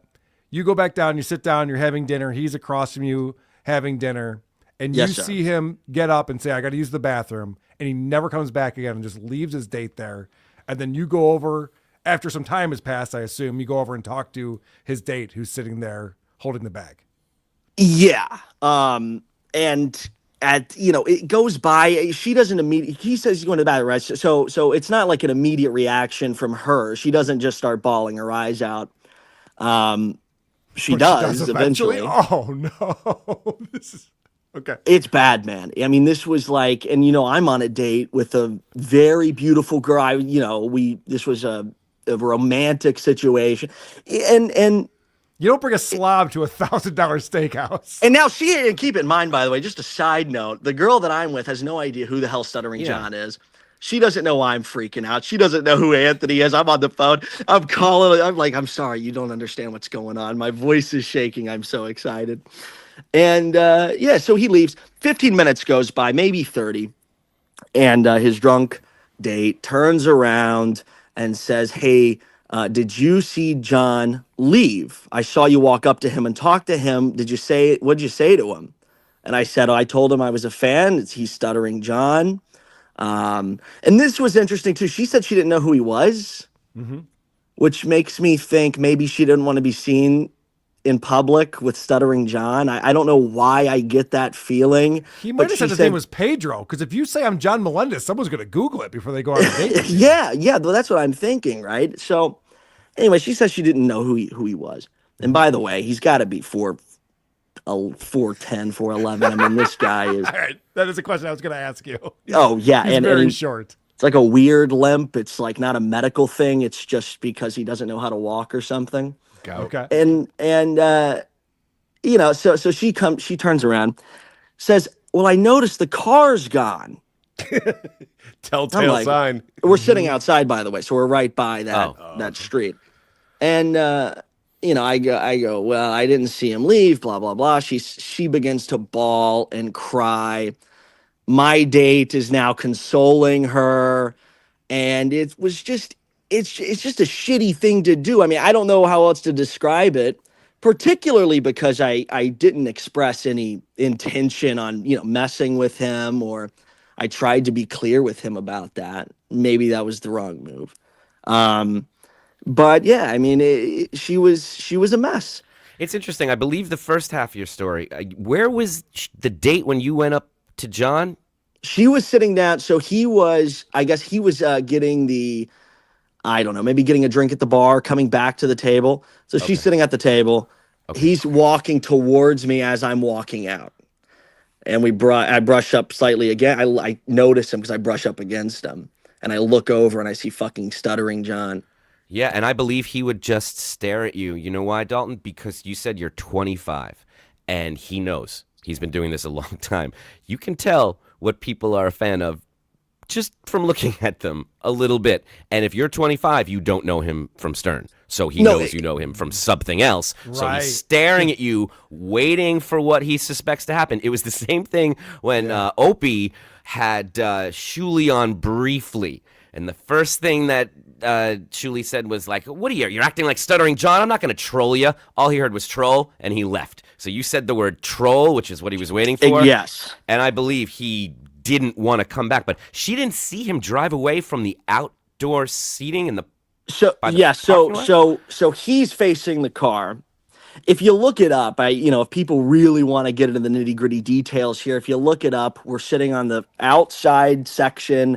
It's a 2-seater table. We're not at booths, and we're right by the fence. And John is facing towards his car that's parked on the street. She's facing away. Her back is towards us. He's facing us, me and my date. And I'm facing them. My date's facing away from them. So my date's closest to her, and me and John are sort of locking romantic eyes, across the room. Sure. It was just a weird, sad, and uncomfortable situation. How does it end? How does that end? You're consoling her. You've got possibly 2 dates now. Things are looking up for I Dalton. did kind of think about that. She had breast implants. That's interesting. What are you going to do? But by the way, significantly taller than him. That's, and she's in heels, which just means she's, fucking with his head. Anyway, the whole thing was just really sad. And I felt bad. I really did, because I'm a fan. I wasn't trying. I like to, fuck around or whatever and laugh at the guy, but I wasn't gonna, you think I was gonna, throw a roll at his face or something, or. All right. So Dalton, I'll tell you that the chat is skeptical of this story. They were okay. That's fair. They were believing everything up to the point where John gets up to use the bathroom and leaves, and now she's crying. Now, and I got to tell you, Dalton, you prefaced this with, "I was blasted out of my mind." Now here are very, very specific details. Yes. They weren't super specific. I could. Where they were sitting was very. This is why I wish I would have gotten a picture, because I figured nobody would believe me. We believe you ran into him. I'm just trying to get all the details because we love this stuff so much. Absolutely. And I'm trying to think of anything. I can check my text maybe at some point after I get off, and with my the girl that I was out with at the time, maybe I could send it to Carl. If I texted her anything, maybe I have some text with Missy or something. But yeah, listen, it was just a bizarre. I just don't know how else to explain it. Do you remember anything else she said to you when you were? She was crying and confiding in you. Did you say anything about how she met John, or what they were doing, or if she was going to meet up with him, anything like that? No, and that's something I wish I would have asked about, what they were like, how they got there or whatever, because she said she didn't know him again, and that's bizarre. It was an online date. That's what Jerry Beer Sales told me, was that they met through an app. Okay, but why would he be at such an expensive restaurant that's not John's style at all? Holy fuck, you just made me realize something. He probably told her not to Google him, because she told us that they agreed not to look each other up online. You just made that. It sounds like this one was also just like, yes, please, let's not do that. At first, I was thinking maybe they're both maybe she's embarrassed, but no, it probably was him trying to cover up for, the shit he gets. And I said, that's Stutter. I'm like, you're with Stuttering John. Do you know the Howard Stern show? She goes, oh yeah, I grew up with that or whatever. And she was a mess. So the other question I'm seeing in the chat that I want to ask you about. So people are like, wait a second, this guy's calling up Anthony Cumia. How does he know Anthony? How are you friends with Anthony and Missy? Yeah, I used to do a podcast. I used to do a show, and interviewed Anthony once. It was a great time. People may know what America First is. Anthony went out to AFPAC. I bought Anthony dinner, me and my co-host, and we ended up having a ball. We, just fucking ran up the town, and it was just a great time. So me and Missy and Anthony, we get along. You guys are all in the KKK together. Okay, now this makes perfect sense. Now. Nazis, yes, absolutely. Okay. Now I believe everything you just said. That makes perfect sense. So this is such a wild story. The fact that John would skip out. Do you know that he skipped out on the bill? Did you see that the check came back and she was stuck with it? No, but I mean, he left, and there were at least she had a drink and he had a drink. So I would assume, like, I just assume that, to be honest. John's just eating baskets of bread. You want to go out for some nice bread? Oh no, they didn't. They did not get to bread. So really, it's not that big of a deal. Oh, they didn't even have. They didn't eat. No, he was coming from the bar. They just got seated. Yeah, this was right when they sat down. Oh, so he looked at the menu prices and went, "She's just not hot enough for this." That's another option. Yeah, I think that's exactly and maybe use that as an excuse to leave. Yeah, looking for an out. Like, how did this guy nobody was see him trolling me. leaving? How did they not? It's not a new car. Well, gotta he have a said. loud Well, engine. she said it was a Mercedes. I didn't see the car. I didn't look at it. She said it was a Mercedes. And again, she's facing away from it. I'm facing away from it. I guess the girl that I'm with, who didn't know who Stuttering John was, didn't really know what was going on. I just told her this was a big deal and that I was a fan. So I don't know. I thought I saw him get up and go to the bathroom. I did notice that because I saw him stand up, and again, I'm like kind of, I'm fangirling a little bit, Wow, what an amazing experience this was. I'm so glad you came on to tell us a story. Tiger Lily says best story ever, Dalton. Yeah, you've thank you. made some fans here. Do you still have a podcast, or you're not doing that anymore? No, I'm retired. I'm done. Still fair game though. Still fair game since you used to podcast. Yeah. Well, I did radio for 4 years as well, and so it's always been a passion. But Jesus Christ, this guy's 25 years old. He's talking about, I've been there, done that. I'm retired. it's a lot. I don't know how everybody does it. It's too much to worry about. But we just make it all up. It doesn't matter. Yeah, true. I write the script. I send it off to Adam and Chris, and then we just come out. It's easy. I don't even know what I'm saying. I'm just reading it. I mean, this is why I wish I would have gotten a picture, because I knew no one would believe that I just watched Stuttering John abandon his date at a restaurant. It's just so crazy. Wow. Because you always, I don't know about your chat. I don't know about you guys necessarily, but I almost don't want to assume the worst of the guy. Like, I don't want to assume. And he just did like the worst thing possible. He's just like chose to just fuck it up to the max. I'm like, holy shit. Wow. Dude. Wow. That's amazing. Thank you for coming on and sharing that. Hang out with us for a minute, because I'm going to go through some of the super chats that are coming in. I think there's questions for you that are coming in. So if you can hang out for just a minute. But first, I want to talk about May 26th.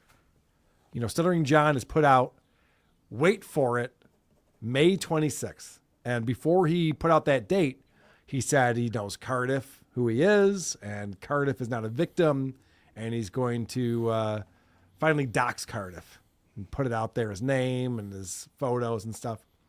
But there's speculation, because we're like, what is he waiting for? If this happened in Hackamania, that was weeks ago now. Like, what do you mean? What are you doing? There is speculation. May 26th is actually going to be the day that he drops a lawsuit on Shuli and me for Dabble House.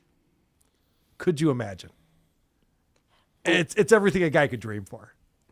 I mean, if he tried to sue Shuli and me, oh my God, it'd be so fantastic. We have a few live shows coming up this year. Of course, Boston. We're going to be in Detroit in September. Yeah. There's another thing I'm working on with some creators that we're going to do in New York State, near the city.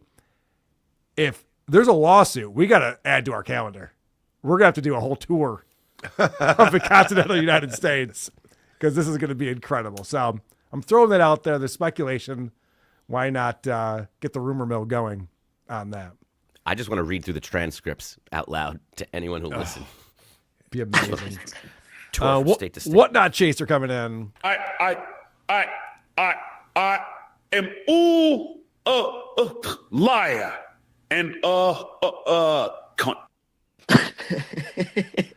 KFT coming in. Listen, all you Saturday coonts. I am the Wednesday god of WAP. You will bow before me. Also, 2 knickers stole my truck.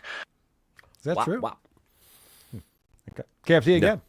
I suck it off 2 Newports after my last comedy show. I wanted to prove I'm not racist. Wait, I'm not woke, Dad. Wrong age, chat. That's fine. KFT one more time. The Jew is inferior. The Shulis of the world must submit to me. Also, I am opening a new pizza shop. Carl's Cleveland Kitchen. No pineapple or watermelon pizzas. I do like this crowd. I like pineapple pizzas. What's going on here? James P. became a new member. Thank you very much, James P. We appreciate that. Laziest Man on Mars says, SJ, stuttering gone? No, I'm still a victim. Yep. Can you believe it? Even though I don't stutter anymore, I'm still a victim of stuttering. Yeah, no, I know. Laziest Man on Mars, Big A destroys SJ in stutter battle.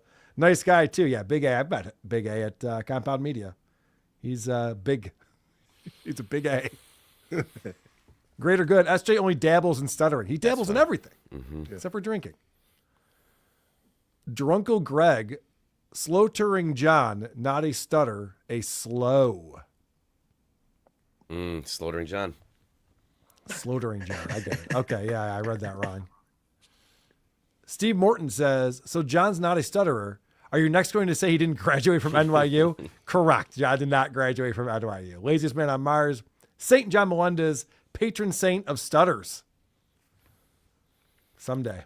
Who's cured stuttering and can cure it in you, but also doesn't stutter anymore and also can't give you any advice outside of drinking of how to stop stuttering. Right. OG Mumbling Nick T-Box. SJ is more of a mumbler, but my group rejected him. Even the mumblers don't want him. Adam, $5 says, go Pacers. Dabblers should agree, as I'm sure John is a Knicks fan. Maybe we will see him on Celebrity Row at MSG. I saw a headline that Howard was complaining he can't get the front row tickets to the Knicks games or something. He's a fair weather fan, that Howard Stern. I could see why the Knicks wouldn't want him there. But I think the Pacers have more talent. I think the Pacers will go through. Adam. Steve C. There's a little Stuttering John in all of us. It's an ego problem. Stuttering John is just the best at it. That's a fact, Jack. But he's a narcissist, too. It's a very different personality disorder. But yeah, I hear what you're saying. I mean, Dalton, I've only had one interaction with John in person, and it was very brief, but it was as over-the-top unbelievable as yours was. Like, it was just all of the things. Yeah, he told us to go into the wrong room, and then somebody came in and said, who told you to be in here? And we said, John, and then they yelled at him, and he yelled, and it was just everything you would expect, like Mad Magazine. So yeah, I get when it's too good to be true. I just don't know how much the second half is reality. But Laziest Man on Mars says, Dalton Trumbo's right, you guys. All right, we're going to believe him. Thank you. Laziest Man on Mars says, again, Dalton Cloudfather loved what you did at the Double Deuce. Thank you. What'd you do? I don't know. I didn't leave my date, that's for sure. Okay. Laziest Man on Mars one more time. Detective Busch grills Dalton Liar like on First 48. Laziest Man on Mars one more time. Dalton Cloudfather. Then everyone clapped.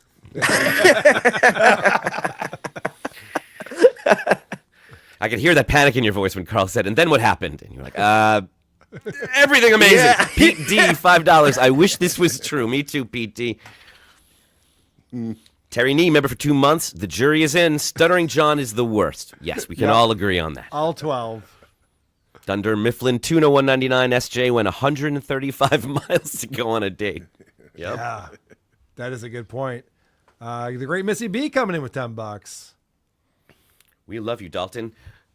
NHB, I don't know what she's saying. It can't be good. See you at the meat market. See you at the meat market. KFT 199. This guy is trying to seed Clearwater Chad his way onto the show. Yeah, I think he's doing a better job than Clearwater Chad already. We can all agree on that. Chad works in mysterious ways. Does he work? Edward Crakey for $5. Don't believe Dalton. I believe John would walk out on a date, but he gets his own drink. Once you're at the table, the waitress brings your drink. No, he was coming from the bar. They just had, I guess, gotten their seat. So they walked over from the bar with their drinks in hand, and then they sit down.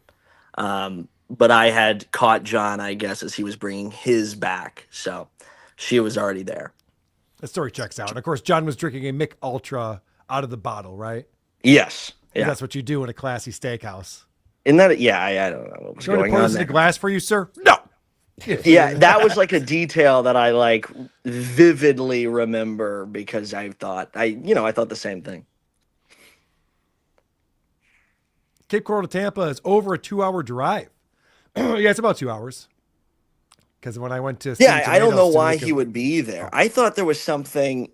I mean, I know that there was there was something going on. Missy was in town around that time. Wasn't exactly, but yeah, I remember there's something going on in Florida. But I couldn't. I don't know why he was in Tampa. I have no idea. I don't know how wide the range is on his dating app, but it's not out of the question. Right, yeah. Guys have driven a lot further than 2 hours for pussy. It's not crazy at all. Well, Dalton, thank you so much for coming on. Great story. We appreciate that. Anything else you want to leave us with?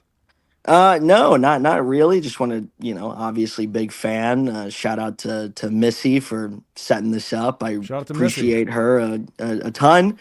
And shout out to Anthony. And I listen. Go ahead. Is there anything nice you can say about John that you observed, or anything just like, better than expected, or something nice and sweet he did, or anything of note? I mean, I know Carl doesn't like dead air, but I'm at a loss there. Okay. I believe it. Actually, dead air there worked perfectly. I left without a scene. Yeah, I just don't. Yeah, I mean, I guess there was no like fight or anything. Like he. All right, there you go. No was violence. That's a plus. Now we got one more that just came in. I shot Tupac, $69, $20. Don't believe this guy. He is a literal neo-Nazi who literally went to Ukraine because he thinks black suns and swastikas are cool and invests in Stu Peters' proof coin. A lot of allegations coming in right there. Yeah, that's no. I never went to Ukraine. I was in the army. I did not go to Ukraine. God, this guy has done everything. Were you like the Good Morning Vietnam guy when you were in the army? Is that why you have That's why I experience? joined. I wanted to do that, but no, I was an infantryman. Okay. Unfortunately. Well, you're a fascinating character, Dalton. I'm glad you came on the show today. This has been great. Man, thank you guys so much. This was incredible. If you want to follow up with anything else, like you said, I don't know if there's any other evidence that you can supply. Or the date. The date. I'm sorry, if the date was available, or we'd love to talk to her. We'll have you both back on. Definitely. If I can find her name, I don't know how much that'll help. I think it was Kate or Katie or something like that. Let's dox her. Let's go. Did you get her credit card number by any chance? That's Carl's favorite. Well, she did, I guess, have to take care of the bill, so it wouldn't have been out of the question. But right, that's what I was thinking. I'm sure it would have gotten pulled out at some point. No, but if I can find anything, I promise you guys will be the first to know. I'll drop it in that group chat I'm in with you two. Please do. Yeah. Mayo just came in with $10. Says, never heard of Dalton, but the guy is hilarious and sounds normal and cool, I believe. That's a friend of mine. Fuck him. All right. So just outed them. Good try, Mayo. All right. Thanks, buddy. Thanks for coming on. Yep. Have a great one, guys. Yeah, you too. Well, that was interesting. Yeah. Holy shit. And here I was talking to Missy about coming on Point Dabble Point to tell that story. I like to come from Dalton a lot more. That that worked out very well. I appreciate that. And I'm so glad, if you don't mind, really quick.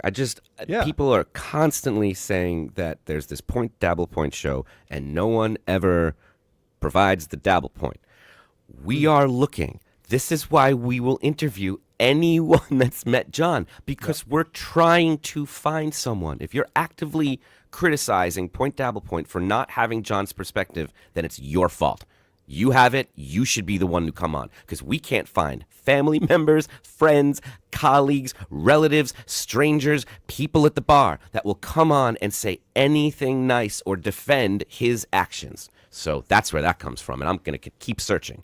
Yeah, keep searching, although I don't know that Shuli wants to talk to Vegas beer sales Jerry anytime soon. Holy shit. No. When his name came up, Shuli got very upset.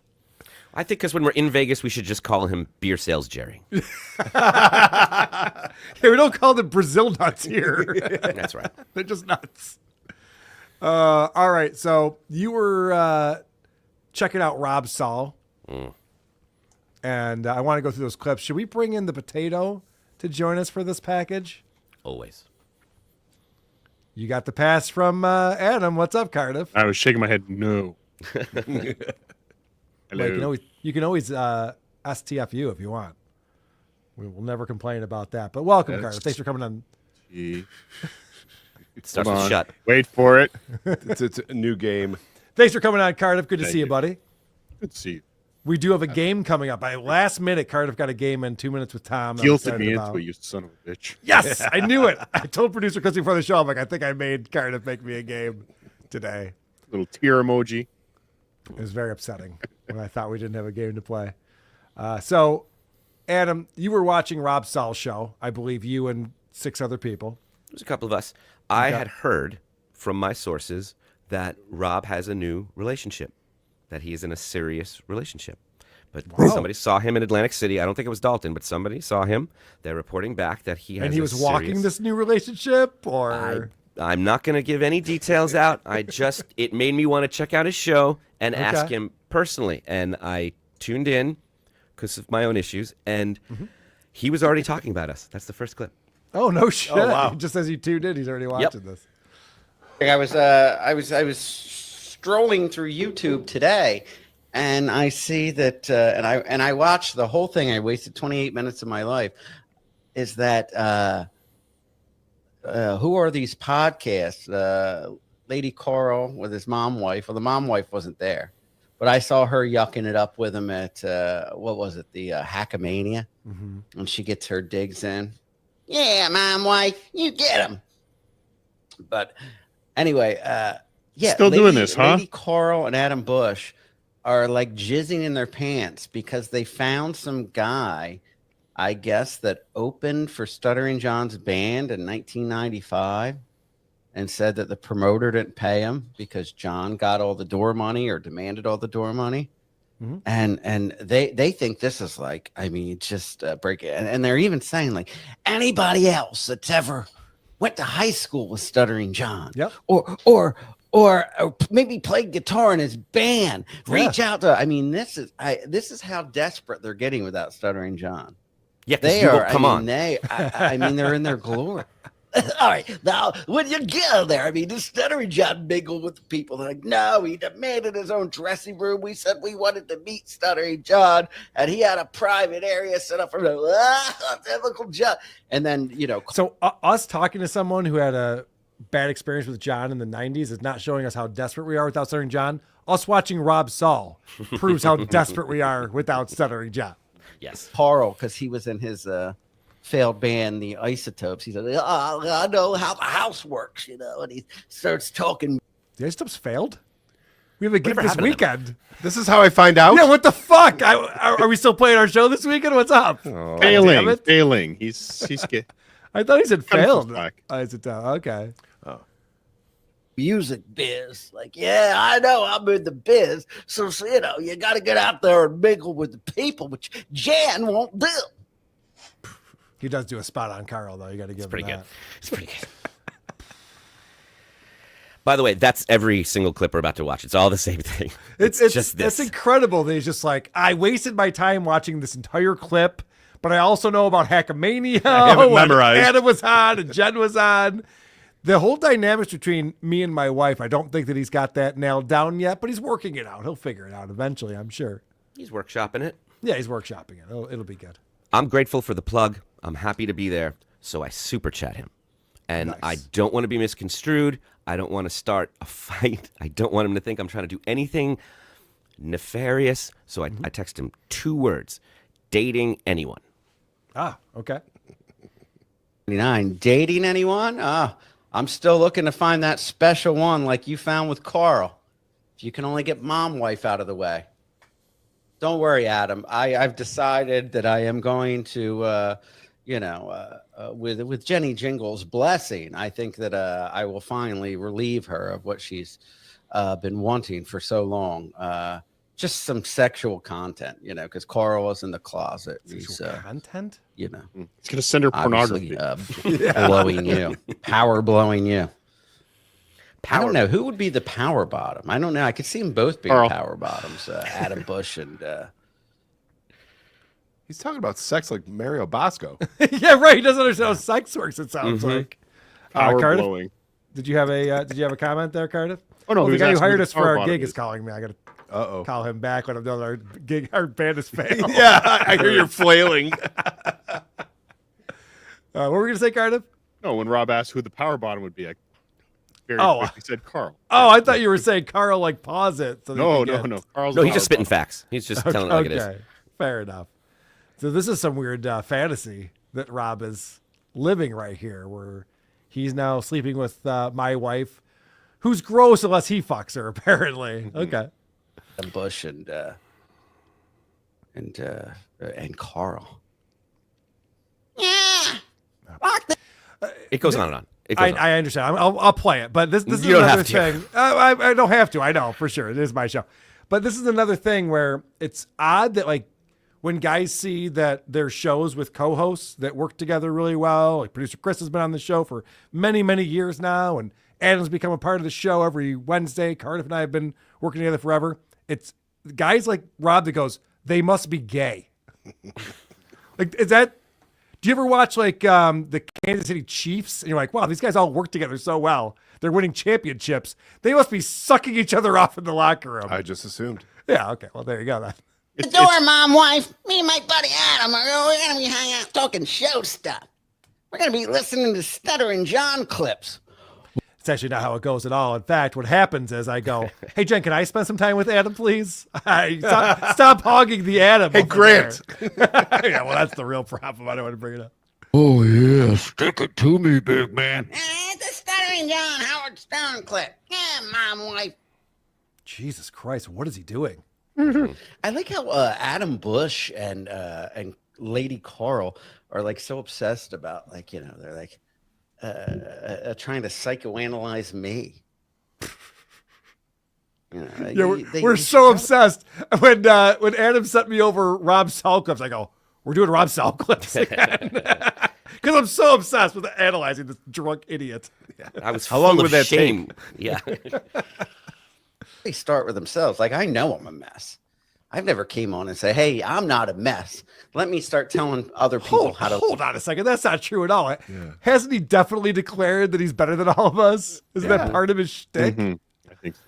And now he's trying to turn it into like, well, you guys are saying that I'm a loser. I say I'm a loser. No. You don't get to take that away from us. We get to call you a loser still. You didn't get in front of it fast enough. Right. Their lives. Because I've got it so together. No, I don't. I've never claimed to be.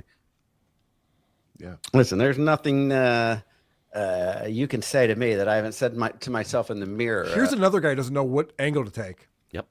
So he's trying to work this out in real time. He hasn't put any thought into this, although he's the one that brought it up. So he should have. So now he's trying to go like, all right, do I make fun of Carl and Adam for being gay, or Carl for being a cuck, or Carl for marrying Jen? Or do I self-deprecate and say, well, I don't know why you're making fun of me. I know that I don't have a lot of shit going on and that my life's not great. And so you guys are kind of bullying me. He's trying everything. He's just throwing everything. If you do it all at once, that makes a great show, Carl. Duh. Yeah, put some space in between them so it's not the same clip that we're playing. But everything you just described are defensive, aggressive actions. Yeah. The only option that was left out was just answering the question honestly, like you would anybody at work who said, "Hey, dating anyone? Oh yeah, are you and your coworker fucking with your mom wife up in the like?" Jesus, dude. I know I'm fucked up. Yeah, exactly. Yeah, It's a you know lot. what? I forgot that that's what triggered all of I know. this. Yes. So long ago. And this started last time because I said, "Hey, man, what keeps you up at night?" I was talking about what kept me up at night. Like this, Right, these yeah. are not attacks. He's choosing to take it this way, and right now he's in the middle of explaining how he is a mess, and he doesn't. And then he stops himself, which is pretty amazing. Okay, all right. Yeah, let's get back on this. And pulling my own hair. No, I'm kidding.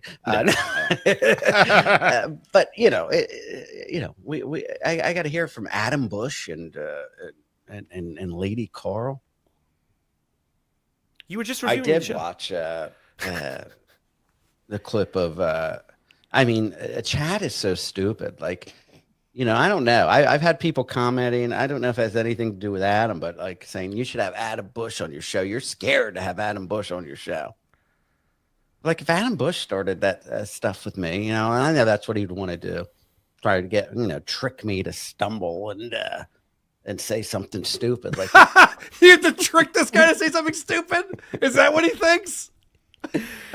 It wasn't a trick. I don't know how to be your friend, Rob. Yeah, no shit. He's just realizing now he got tricked. Yes. While he was talking about how Chad really had one pulled over on him, and Chad just doesn't get it, and Chad's, to quote him, a retard because he doesn't know when he's being trolled. Amazing. You can. This just goes on and on. You can go to the next one. Okay.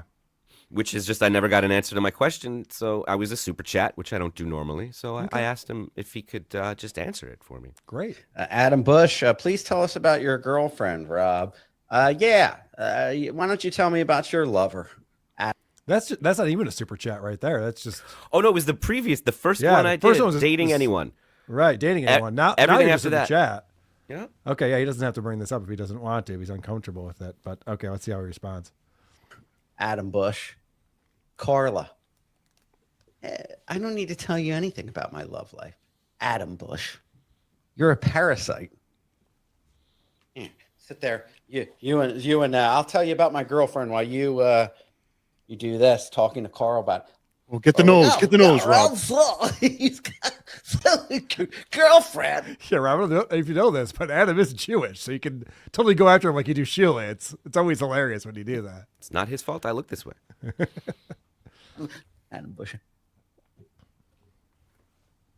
It's pretty good. It's a visual gag. Mm-hmm. It's not wrong. Just ridiculous. Yep. It's got you there. Rob, if someone were to critique your show, would they have any fodder at all based on what you... Oh, no? Okay. I'll leave it alone then. So he's does not want to be in reality and doesn't like these questions about his personal life. So we'd like to go back to escaping into his sexual fantasies. Oh, okay. Which is this next clip.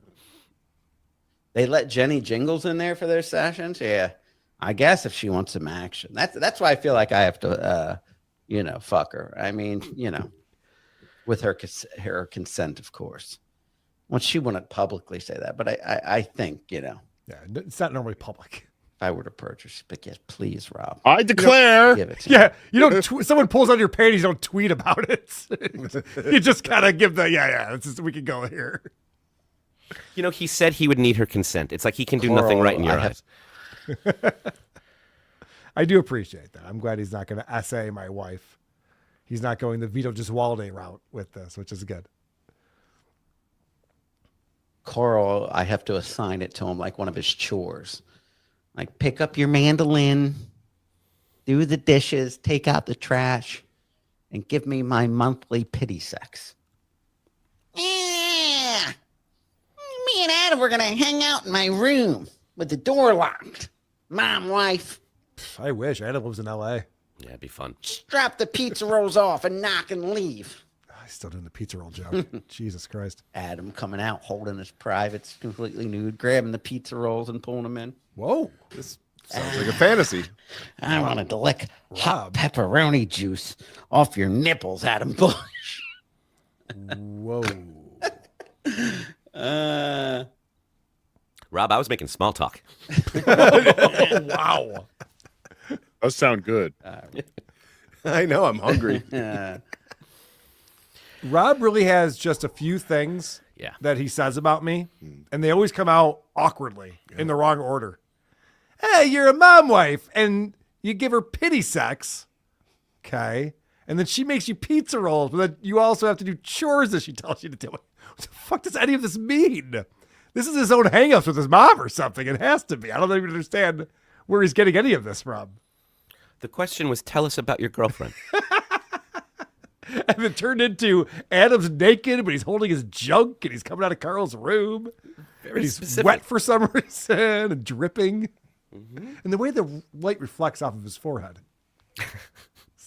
What the fuck is going on, Rob? What's wrong with you? You said it. He has 2 impressions, 3 jokes about us, and that's pretty much the extent of it. So even the chat starts getting bored, and a person by the name of Berserker really steps up and takes control of the rest of the show, and it's wonderful work. Oh, good. Thank you, Berserker.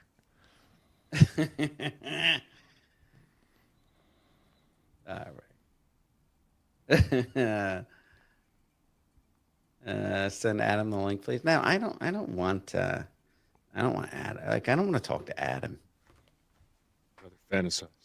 I don't want to talk to Adam Busch. Ugh. Ugh. Okay, that's it. How much to shotgun a beer? Oh, Jesus. No. Well, it's a hard line about me. He's not gonna. He's not interested.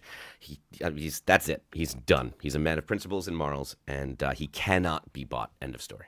Okay, but can he be bought? Well, let's go to the next clip.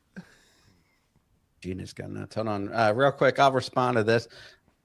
One of my bigger bills I have for the month is this: how much to send the link to Adam Busch? It will be $722. Okay. That's the bill, my highest bill I need to pay this month. And the pharmacy. Yes.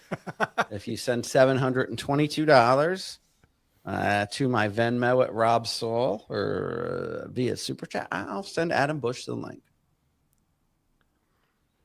And we see Adam Busch. Got a grift. No, I don't want Adam Busch on, but somebody asked me how much, so I'll give him an answer. Okay. I'll give him an answer. Very specific answer too. $722 is what he needs. Like, I don't know if he knows how bills work, but if someone gave you $300, it could go towards that bill, and you only need $422 to pay it off. He mentioned it. It's specific. He's negotiating. He starts to negotiate on my behalf now in this next clip. Which, by the way, I'm not involved in. I'm talking.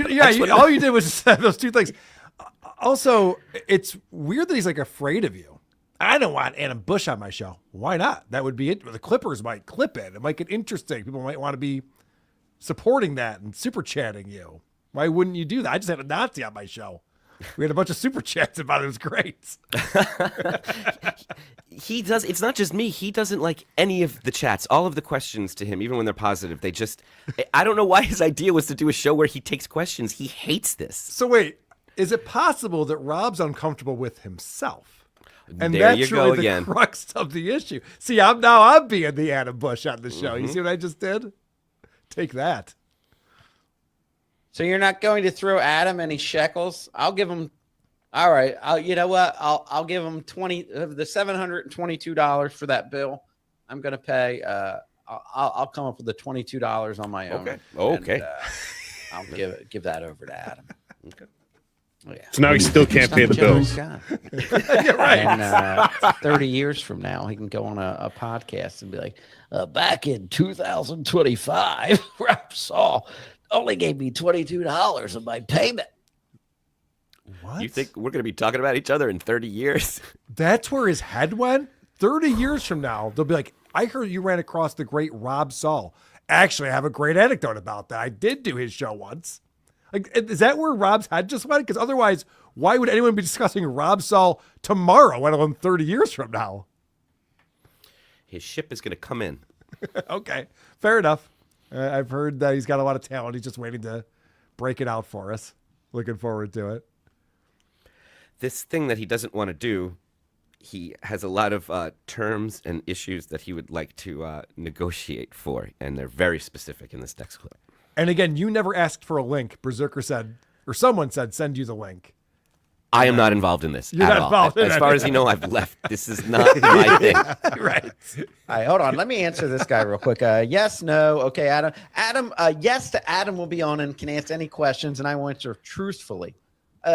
No. I'm not going to agree to return the money if you have any suspicion that I'm not being honest. I say, first of all, I'm nothing but honest. But when I am honest and say like, oh, I did this and this back in the day. And then when I go, I don't do it now, they go, oh, you're not being honest. Like, no, I would tell you. I've been on the air when I've been doing some wild and crazy shit. Like fucking dogs. Yeah. Listen, at this point, I'm an open book. So no, I'm not going to waste an hour of my time and deal with Adam Busch.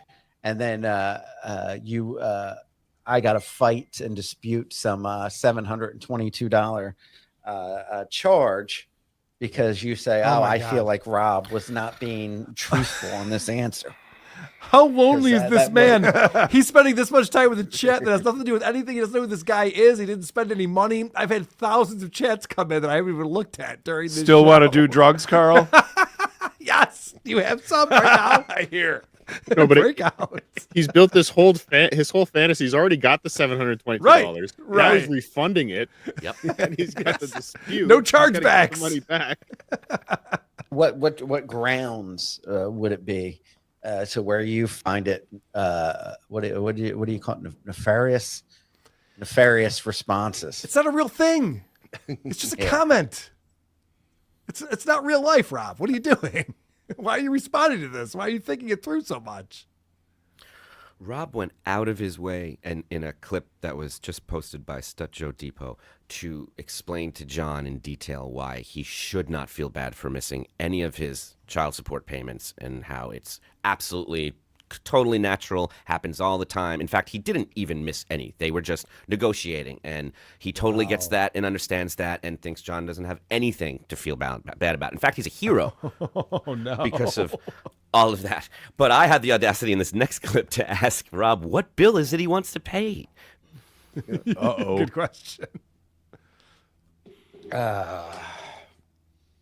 What is for the? Why do I have to tell you each and every bill I have? Because you brought it up. I have mortgage bill, bill. I have condo fees. I have the electric bill. I have And we know what bills are. He doesn't- cable internet bill. Right, we know that. Yes. I have my Chapter 13 bill. Right. I have a lot of bills. It's and one of them is $722. It's one of those bills I just named. It's the last and that's what I'll pay if they want me to do an hour. That's what I'll take and charge for an hour of torture with Adam Busch. All right. So I've only seen. Speaking of hating women, Excuse how me. is V? Who is Great V? segue. OG mumbling Nick coming in. What's that, Chris? Well, I've only seen Rob Saul through our show. I've never watched on my own. Sure. What is his show normally when he's not doing this shit? It looks like he's watching clips, but he gets so distracted by the chat and just free chat coming in and just talking nonsense that he starts negotiating with. Okay. He It sounds like he's totally comfortable with it. He doesn't come in with a plan. Okay. It doesn't seem. Yeah, it doesn't seem that way. If you come to clip 11, Yeah. here's where I get totally hosed. OG Mumbling Nick comes in Shit. and finally gives Rob the bombshell that he needs to tie together all of this mom-wife gay stuff that is going on in his head. This is just a fantasy that he created. But wait till OG Mumbling Nick comes in with the ammunition that this guy can use to just validate this whole fantasy and bury me. I don't know.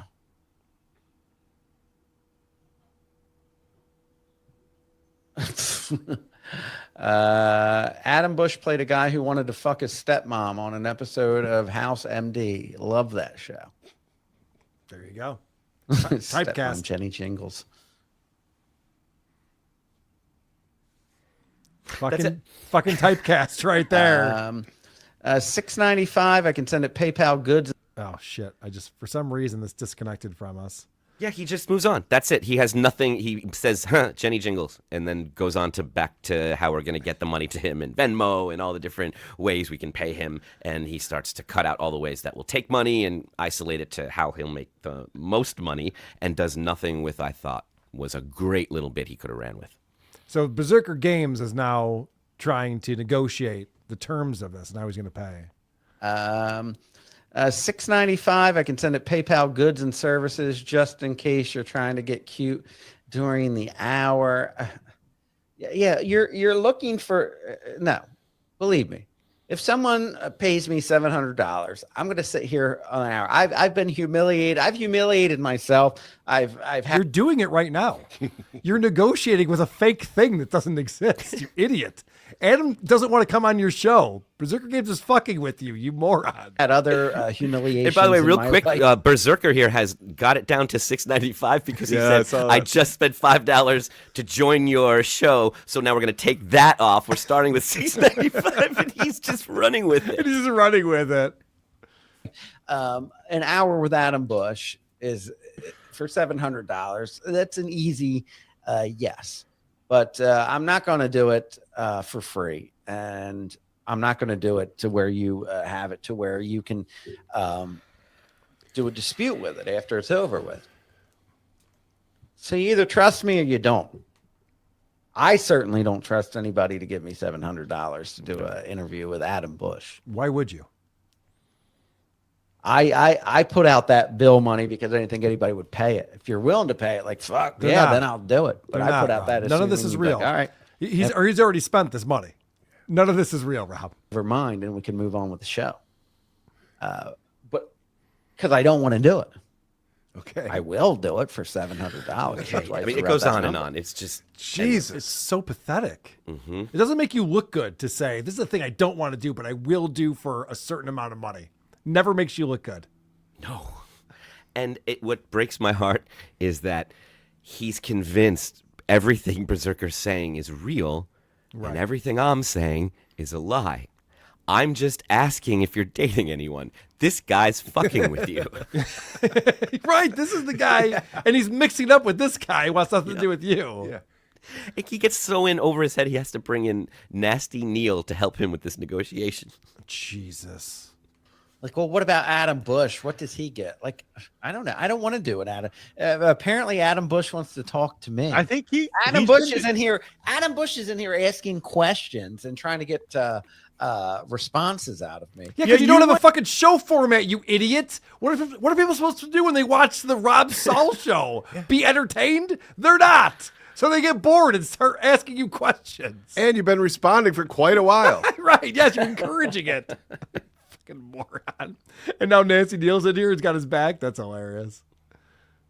Asked to come on a show and then asked to be paid. You'd ask to be paid if you were the one being asked to be on the show. It's not like I'm trying to get. I don't want to talk to Adam Busch. Adam Busch comes in here. I should get rid of it. People tell me, Rob, get Adam Busch out of your chat room because you always answer questions honestly, and that's who tells you Yeah, that? people. Your ex-wife, All the your time. daughter. Who's telling you this? People tell me. That's what he does. He comes in, he's like, let me ask a good question. And then him and Carl like, oh man, Rob Saul, man, he really he's in bad shape, man. It's he said this and he said, and it's like, and it's me like talking about a past experience, and I'm like, yeah, it was a tough time or whatever. And they're like, oh man. This still is hurt. This hurt him so bad, that segment we did. He's still reeling from this. That's what this is about. It really is. Oh no. Sorry, Rob. Yeah, he probably needs some dirt. Oh man, it's like, you guys, you're losers. I mean, you're just fucking trying to bait anything to do with Stuttering John. The guy whose biggest bill is $722 a month. I'm the loser. Okay. Or anybody that's connected with Stuttering John and trying to, bait them with stupid questions where you're like, beat them. We know what's going on. Like, evaluate. The fact that he thinks that someone's trying to beat him with questions tells you everything you need to know about this fucking idiot. Did you guys see me win that conversation? That's not how we think about life. It's not our game plan. Your own life. Look at your own shitty marriage of your mom wife you have while you're secretly sword fighting Adam Busch. I mean, get yourself together before you start prying into everybody else. I'm sorry. What fantasy land does this guy live in where he knows how my marriage is and that I'm secretly gay behind the scenes? I've only met Adam one time in person. It was Vegas and we didn't even go all the way. It's no secret. Yeah, we weren't secretive about our sword fighting at all. We were out in the open with it. It's fun. It was a bit. It's always the people with the most problems and the most psycho in the head that are always trying to help everybody and saying, "Oh, We're not trying to help I know anyone." what you need to do to fix Nope, your life." not my responsibility. Yeah, and they were offering to pay you quite a good sum of money for him to come on, so it makes no sense. Like, if you have to be paid to even have him on, then you have to pay the guy. That doesn't really. Yeah, I'm like, no. Yeah, I mean, it's almost like none of this makes sense. This is getting dumber and dumber. This is incredible. Yeah, These are it's adults, right? Broken down to the point where Rob, who was John's co-host, unpaid forever how long, is now defending why you shouldn't have to pay anybody that comes on and does your podcast. Right. That's not within your interest, Rob. I mean, this goes You on and wanna on. pay him. Okay. You can stop it. The I've been gone a while, and the chat has just taken over, and someone by the name of Opinion has a great question for Rob that he takes sincerely and doesn't even think there's an ulterior motive. Rob, did your ex ever call you a bitch in front of your friends? Probably. I know she did a lot of embarrassing stuff. Yeah. I'm going to say yeah, but I mean. Embarrassing. Yeah. Yeah. Do that. I mean, she didn't do it. She used to come on my shows sometimes, but she never did that on the shows. Yeah. That's what I'm saying. Like, of course. Of course, your wife, anybody that's married, your wife's going to call you a bitch and degrade you at some point.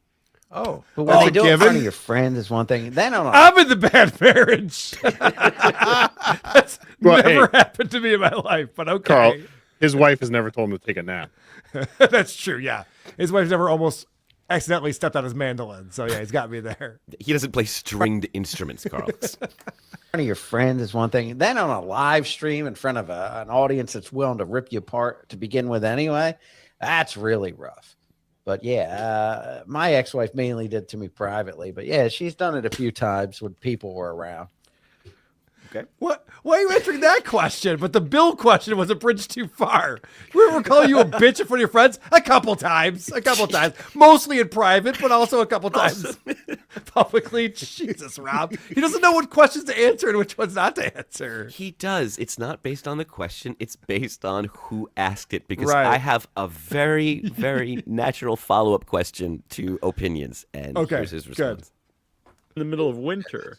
And so I put Adam Busch in timeout. He puts he says to I was talking about Keanu calling him a bitch. Somebody said, did your wife ever call you a bitch in front of your friends? And I was like, probably. And I'm like, it's a horrible thing to do, not a nice thing to do. And then he puts back, did you ever get back at her for it? Like, but trying to coax me. No. Listen, You had to put Adam in timeout because he asked a follow-up question that you didn't want to answer. Holy shit. This guy is so fragile. Could you imagine someone just writes, oh, so your wife did call you a bitch. Like, what did you do to retaliate? And you're like, you're out of here, buddy. Yeah. Banned from the chat. But where's the guy who first asked if my wife ever called me a bitch? That's my buddy. Right, he's cool. I got through that marriage the best I could, and I didn't get back at anybody except You lost your wife to your cousin. That was the best you could do. Oof. And went bankrupt because they didn't pay your mortgage. Yeah, that's not the brag you think it is. In court when I got my comeuppings in court. But yeah, as far as getting back, I don't she called it, I've never seen a guy lose an argument to himself. I know. It's incredible. There's Nasty Neil's your buddy. He's trying to get your back. There's no one there. And you're just like talking yourself into embarrassment. You've never seen someone lose an argument to themselves? I watched Stuttering John a few times. Good point. as far as Adam coming on the show, I think normal people do. I mean, I guess that's what catty gay guys do, like Carl and Adam Busch. I think it would have been you and Adam on the show. I think it would have been clipped all over the place. But what was the $700 for him to be on? That seems like a good deal. Nancy Neal's like, all right, so let's talk about what the downside would be. You make money, people are going to clip it, it'll be interesting. Like, again, what's your problem? What's my cut? Yeah. And none of this even exists. Right. It's not a real offer. Adam hasn't asked to be on the show. Like, none of this exists. And yet, for some reason, he's debating. How long did this go on for? It seems like we're covering a lot of time. It was a long time. It was a long time. And I was not there for long periods of time. I would come back and check in, and they were just still negotiating. Lawyers were there. It was magical. So I tried to what were you doing? Something gay, like spending time with your wife? What were you doing, Adam? Yeah, we were sword fighting. I try and if you're feeling bad for Rob at all, I understand it, but I just want to remind you that this clip of Gino that he's been trying to get to for the last hour and a half is so he can rag on him for having a day job. So that's what I'm keeping him from. Which Rob has a job outside of broadcasting. Two, he talks about it nobly multiple times throughout this episode, and he is correct. So why it's different when it's Gino and he can't wait to rag on that guy, I don't understand. So we haven't talked about this on the show, but Gino is working with this company that puts TikTok videos out where Gino's like maybe we did talk about it on the show. I forget. I'm on a lot of shows. But he is a pitchman. And he goes on and he sells like trash cans and all sorts of different things. And I got to say, Gino's fucking great at it. I bought a grill. Like you would be. You bought a grill, right? I bought a grill, yeah. Great. Yeah, he convinced you. It's easy to clean. All the fat just goes right down the side. It's great. Oh, no, I thought it put in a special drinking cup. No. Even if you weren't friends with Gino, or even if you don't like what he does, if you heard he's doing that, you'd be like, oh, that's a good fit. Like, that's a guy to sell stuff like that. Why makes perfect sense. Shit on him for it just really shows your character. So I try and get some closure in this last clip. Okay, great. Listen, Adam Busch, I'm not going to tell you who I'm dating. I mean, I'm fucking your mom and so Jenny. Adam again in the free chat said, Rob, you never said who you were dating. And he puts this up and he's all upset about it. Your mom! Mom and Jenny Jingles. But I'm not going to tell you who I'm dating. They don't want to be involved in this universe, Adam Busch. What a loser. Yeah, I mean, listen. You and Carl aren't putting a video camera in the. I see where this is going. In the bedroom while you two were sword fighting, while Jenny Jingles is, packing your lunches for the next day, getting your juice boxes ready, putting away the mandolin. Sounds like a nice life. Yeah, I like juice. She better be cooking me dinner right now. I can hear her in the kitchen. I don't want a fucking juice box or a lunch pack. I want dinner tonight. Wow, Rob's got a lot of issues, it seems like. He's got a lot of problems he needs to work through. I'm not making friends. No. Could you imagine? I don't know if he sees a psychiatrist. Seems like he doesn't. But if he talked to like a therapist or a psychiatrist, trying to unpack all of this. I mean, this is a project. Where would you start? That's what I mean. You're sitting there going, okay, should we talk about his ex-wife? Should we talk about the kids? Should we talk about Bob You bring Levy? up sword fighting a lot. Yeah, right. It is worth hearing to remind us, because we forget, some of John and Rob together, because he's so like angry and aggressive and sexual and predatory that to see him just yes-anding everything John says and explaining away the worst behavior a human is capable of is pretty remarkable disconnect. I want to thank people who are participating in the show and supporting us on supertip.gg/WATP. You can do that right now. Be a part of the show. We have coming up a little palate cleanser with John Goblacon. Oh, thank God. I'm looking forward to that. Yeah. Brad Williams on the show. We have an Opie segment coming up. We have 2 minutes with Tom coming up. I'm due. We have a teaser. We have voicemails. There's all sorts of things going on coming up on the show. But first, I want to thank our friend Amanda Lynn Nappy for coming in with $25. I would like to thank Amanda Lynn Nappy for getting me back on WATP, and only he knows how much I really love Jenny Jingles. Mwah, mwah, mwah. Rob getting a lot of attention today. Good for him. Get your own mom wife, Rob. She's mine. We got to fix my voice. I'm talking to Moody about it. We're going to get it figured out, I promise. Carl, I'll suck your dick and prove you're... Okay, yes. That is how that works. Whatnot chaser. Thank you very much. Diablo Sandwich says, I genuinely didn't know Rob was still around. Yeah. I didn't either. Yeah, I was surprised. Right. $5 says, Carter's true identity is Tony Danza. Adam reminds me of Jeff Goldblum's dad from Independence Day. Carl has a dumb foot, but he's funny. Oh, my David, my David. That sums up everything right there. That was such a great interview you did with Ray DeVito, Cardiff. Yes. Oh, he interviewed me, in case you didn't know. It was a conversation. We started to tell. It was his show. Pete Czar, remember, for 21 months. I don't care how many people call him a gay dork. I really like Adam Busch. Thanks, buddy. I see That what means you a did lot. there. I see what you did. Dunder Mifflin Tuna. I'd give Rob $500 if he managed the courage to repeat any of that to Jenny, and he needed to cover his medical bills, I'm sure. He's Oh, yeah, let's not forget how quickly he folded to Deb, the cunt, in Atlantic Right. City. Yeah. Oh, yeah, they're best buddies. They're buying each other drinks. Nancram, remember, for 15 months. I'm currently the crazy woman on a delayed flight in Boston, laughing out loud at Adam, wet and holding his junk outside Carl's childhood bedroom. With pepperonis on my nipples. Nancram, I am sorry you were on a delayed flight. That sounds really annoying. Cool Cut Casting. Adam is kryptonite to slugs like Rob, Chad, and Quad. That is true. $5. Hi, Carl. What's your favorite car? Adam's is Prius. Up. Chris is the 442. Potato drives a Chevrolet. Nope. My guess is you like Hondas. I currently drive a Honda. God damn you. Wow. God damn you. Gotcha. He got me. But it's because my really good friend was a sales manager there and hooked me up. Because I liked my Jeep better. Aw. It's fine. It's fine. It's a fine car. It's Passport, Trail Sport, whatever the fuck it is. I don't care. Look at this. Dalton Clodfelter coming in with $50. Thanks for bringing the Nazi on. I'm here every Wednesday. Dude, I got to say, ever since Trump got elected, apparently that's a good business to be in. Because look at this guy, comes in with $50 and then another $50. Yay, super chats. Dalton Clodfelter again. Adam, I'm hoping these shekels convince you of my honesty. Seriously, though, thanks again. Love the show. Dude, thank you. You were fantastic today. That was a great story.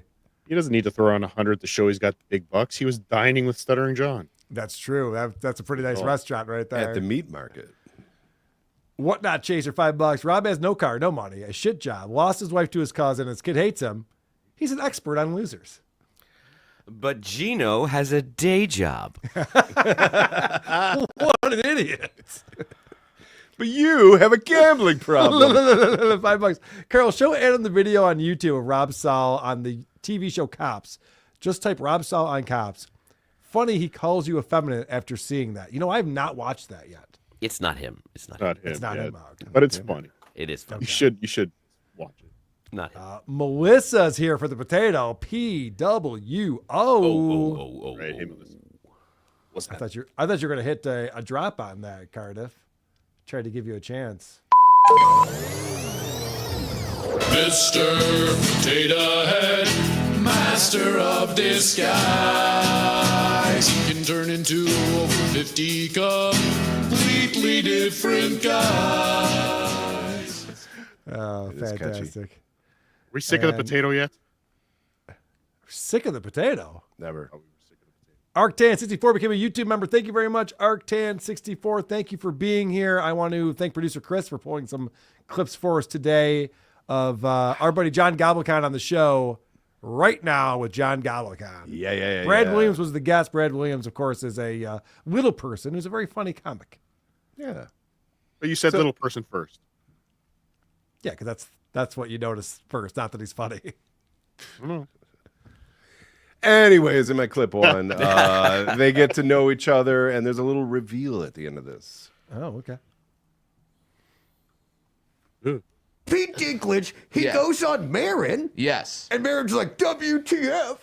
Exactly. Yep. And then Dinklage says that we're still doing that whole Snow White thing. Disney panics, takes the dwarves out of the live action Snow White, replaces them with Snow White and the Seven Magical Beings, which looks like a drum circle at Chico State. People get angry about that, so then they say, all right, we'll bring the dwarves back. Then they bring them back as CGI, not actual little people. So I'm a dwarf actor. Yes. I'm in movies. I'm in the upcoming Spinal Tap 2. Oh, sick. And wait a minute. Yeah. Did we get an exclusive? Johannes, are you rolling? So I thought that was kind of tasty. That's awesome. I saw that there was a trailer or something or a teaser on. I haven't watched it yet. I forgot all about it. Yeah. And here we are. So That's I got all awesome. excited. Yeah, they continue to connect in my number 2 being both little people or creatures. I had a feeling producer Chris and I were talking about this at rehearsal last night because I haven't watched this. And I thought that John Goblacon would be excited to have another smaller person. You know it. That he could relate to. A lot of times, people. Yes. Does he always make his guests sit in a giant throne? Or Yes. just this? Oh, Nope, that's just a normal sized chair. Yeah. Oh, okay. Cardiff. A lot of times, people who are not a part of a certain community. Sure. I know being a goblin, everyone's always trying to put stuff on me. Yep. That aren't a part of a certain community feel like they know Yes. what the people in that community will be offended by or not. Yes. And what ends up happening is they overcompensate and it ends up screwing that minority community. I think you should start writing for the New Yorker. I would start reading the New Yorker instead of just doing the puzzles every day. Right. Yeah, the reason that we're watching this at all is because we rarely cover anything that we actually like. Right. And I'm driving down to Florida with Vinny Paulino, and, there's a lot of time to talk in 24-hour trip there. Unfortunately. He says, what podcast do you watch? And I'm like, well, I'm always catching up on the Dabbleverse. So I don't actually watch any for pleasure. Oh, there is one guy I catch up on, and that is John Goblacon.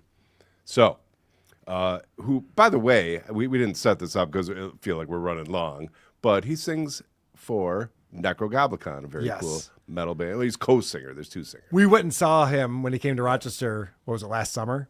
Yeah. And goddamn, they put on a hell of a show. They're a great band. If we could hear all the instruments at once, they would be tits. I know. Well, the sound of that place isn't great, but the band is fantastic. Yeah. And John Goblacon was just the mascot. He was just in the music videos, and now he's become one of the singers of the band. He's great. Yeah. He was just the hype man, but now he's everything. So it turns out, and I have not fact-checked this, but I think John Goblacon is actually doing stand-up also. And he offers a tip to Brad when he's on the road. It's almost unfair if this guy shows up at the comedy club. Oh, I got to fucking follow the goblin. Right. Jesus Christ. Number 3, Maestro. I'll eat 1 or 2 bottles of whatever the local booze is. You know what I mean? Sure. I'll just Yes. all in one. Oh, the whole bottle. Yeah. There's a glass and all. Oh, that's the best part. Yeah. Oh, okay. Because Okay. it kind of it's like the booze kind of gets like stuck in the glass and it's Oh, kind so of it, like, holds in the Yeah, flavor. it's really good. Oh, But I love that. So he eats bottles of liquor. Okay. As one does when they're Sure. on the road, Jealous. We don't have time for all of the clips, but there is one. They go on at length, and I just have to know more about this film called Tiptoes. It That's has to the do one. with Yep. dwarves. That's the one. So this is a stellar cast in a garbage movie. Trucker Andy, regular Kaylee, we got to check this out and talk about Tiptoes. We can't do it now, but let's go to clip forward. We got more terminology and more connecting. Short King, you hearing a lot of that? Yeah. What's your vibe on Short King? Short King, not a huge fan of it. To me, it's kind of condescending. Also, I get lumped in with the guys that are like, I don't know, how tall are you, Goblin? I'm like half of a door frame. Half of a door frame. Yeah. Okay, good. Because Shot so you're quick. you're a goblin. Yeah. Your race of people typically smaller, right? Oh, very much so. Yeah. Yeah, And the exactly. hump. We can't stand up straight at all. Yeah, exactly. I have dwarfism, which is a condition, but then you have these guys out there that are like 5'3", just acting like I'm one of you. No, you're not. Okay. No, you're not. Yeah. You can ride any roller coaster. You can rent a car. You are not. You're not going through the same struggles. You hear that, Stuttering John? Yep. Oh, I'm glad you brought him up. Yeah. Because in number 5, we got some inside baseball on the subject of height, which... We also, though, heard a little Melton can relate to this guy, too. Oh, well, the yeah, hunchback yeah. thing. Although Melton is a monster. Yeah, of a man. he can stand up straight. Can he? You should show his face. He's a coward. Yes, that's what I was thinking. All right, I'm sorry. Your next clip. Number 5, you'll think of a certain stuttering fuckface. The bear? Jeremy Allen White. How tall is he? 5'7", which means he's 5'5". Yes, exactly. I know that. Yes. I know how Hollywood works. Yes. Every time I see an actor's height, I'm like, okay, says he's 5'7", which means he's 5'6", which means he's 5'5". Exactly, because no man ever says, whenever you ask a guy, hey, how tall are you? No one says 5'11". Nope. No one. It will never happen. It's Nope. like, oh, I'm 6 feet tall. That's a height that does not exist in our world. Apparently, because I've never met a guy that says, oh yeah, 5'11". Why, Really? are you 5'11"? Yeah. I've never met Brad Williams. If he would have asked me, I would have told him. Really? It's on my driver's license and everything. But Dick Masterson has a theory on this because he's like, women don't like shorter guys, so just lie. Just say you're 6 foot. Women don't know. They have no idea what 6 foot looks like. And then you go to the meat market and you meet... Right. That's the problem with that. There's like a rule at restaurants. They know nobody will buy the cheapest bottle on the menu. So it's not even there. It's just like a decoy. Right. It's interesting because I've seen a ton of episodes of this show, and this guy, the Goblin, is always so consistent and so amazing, especially when race stuff comes up and he plays his Goblin hand in it. It's really entertaining. But you can tell that like the Goblin makeup really makes this guy work. It really, if he wasn't in it, it just wouldn't land the same way. So if John were on this show, he would absolutely refuse to work with this guy. And I'm asking you, Cardiff, what's going to happen after May 26th negative once we all find out your name and what you look like? And how does that change the bit? What happens? I've changed the narrative. He's going to sue Carl, and I'm going to get the Zoom court link. It's going to all happen all over again. Now that would be awesome. Well done. And he's going to do it from a classroom. It's going to be glorious. That's going to be amazing. Hope so. That is... That's where the Dabbleverse needs to go, a lawsuit. You know, we've had, I think, 2 full seasons or iterations of the Dabbleverse now. Mm-hmm. We're ready for number 3. I think it's the lawsuit. Shit's been coming down the pike for a while. I know. I can't wait for the lawsuit. Oh, it's going to be so fantastic. Who they kill off in season 4? Whoa. Rob Saul. As soon as John comes back, Rob Saul's immediately out of the picture. Ray DeVito and Frenchiana butt heads. I still think they're the same person, but you have one more clip. Yeah, I got one more clip. There was some Peter Dinklage dissing at the beginning of this. We circle back, and, you know, there's a little respect here. Okay.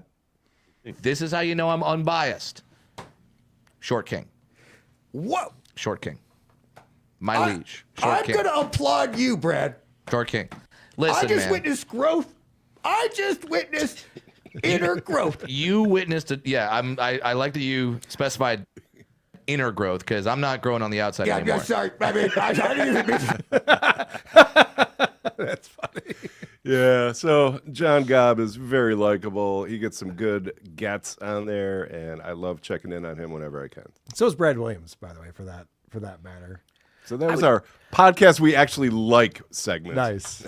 I would just imagine if you do ask Peter Dinklage about what it's like being that height and living that way, he would have some opinions on it and speak from experience and not shit on that guy for saying he's a hero for being a short king and argue with him that he's not really that short at all when you compare him to blah, blah, blah, blah, blah, the way John does in that Stutter Talk. Right. And it is also worth noting that Tippy Toes stars Gary Oldman as a lead person.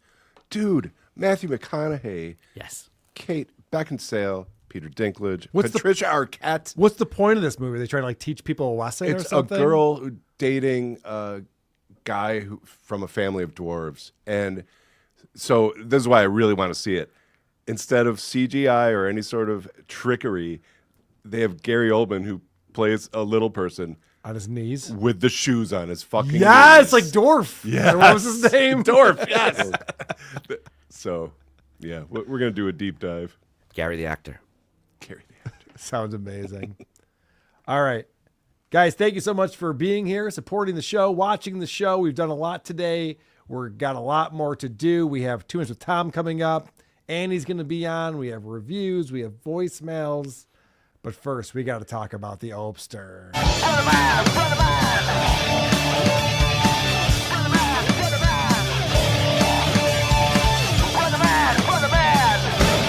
Bah, bah, bah, bah, bah, bah, bah. Cardiff, you still holding out hope that one day you'll be asked back to be on the Opie show? One day, Carl. One day. Yeah, no, I've given up. Okay, good. I had a feeling you did because he's been stringing you along. I don't like to see my friends get strung along by the hot chick. Mm-hmm. So I'm glad that you're over it. Well, Opie is back. Those red lips make me think there's a beat involved somewhere.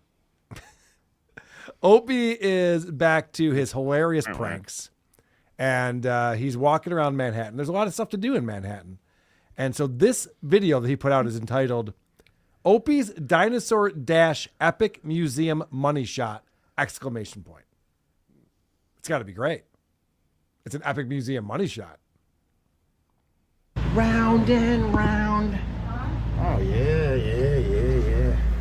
Let me show you. That's fun. That's the first time we get a glimpse of what Opie looks like when he's walking around Manhattan with his phone and his camera out. You can see the reflection in the revolving door right here.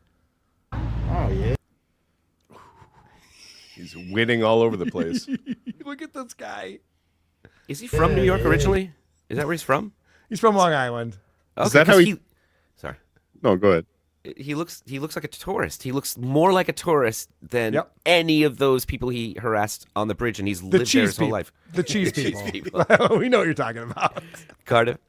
Is that how he manages the 2 separate channels? One phone, the camera's recording One's radio. for Opie Unleashed, and the other one's for Opie Radio. No, It's you do slightly know why. different angles of the same. You do know why he has this, right, Cardiff? No. Oh, you don't? Okay, listen to this. This is amazing. So Opie has realized that his live streams, because he's using 4G or 5G or whatever, the video quality isn't always great. Sometimes like a pixelated or cut out. So what he does is he still does the live streams, but he's recording it with an HD camera at the same time with the 16:9 aspect ratio. So then he goes home and swaps out the video with the good video on the stream. So if you watch it after the fact, it's higher quality. I gotta say, I wish I knew that for Gene Simmons and Wegmans. Right. I would have got a much better video. I'm glad you didn't do that. Yeah. This is so sad. Yeah. Let me show you. Oh, man. Look at that dinosaur.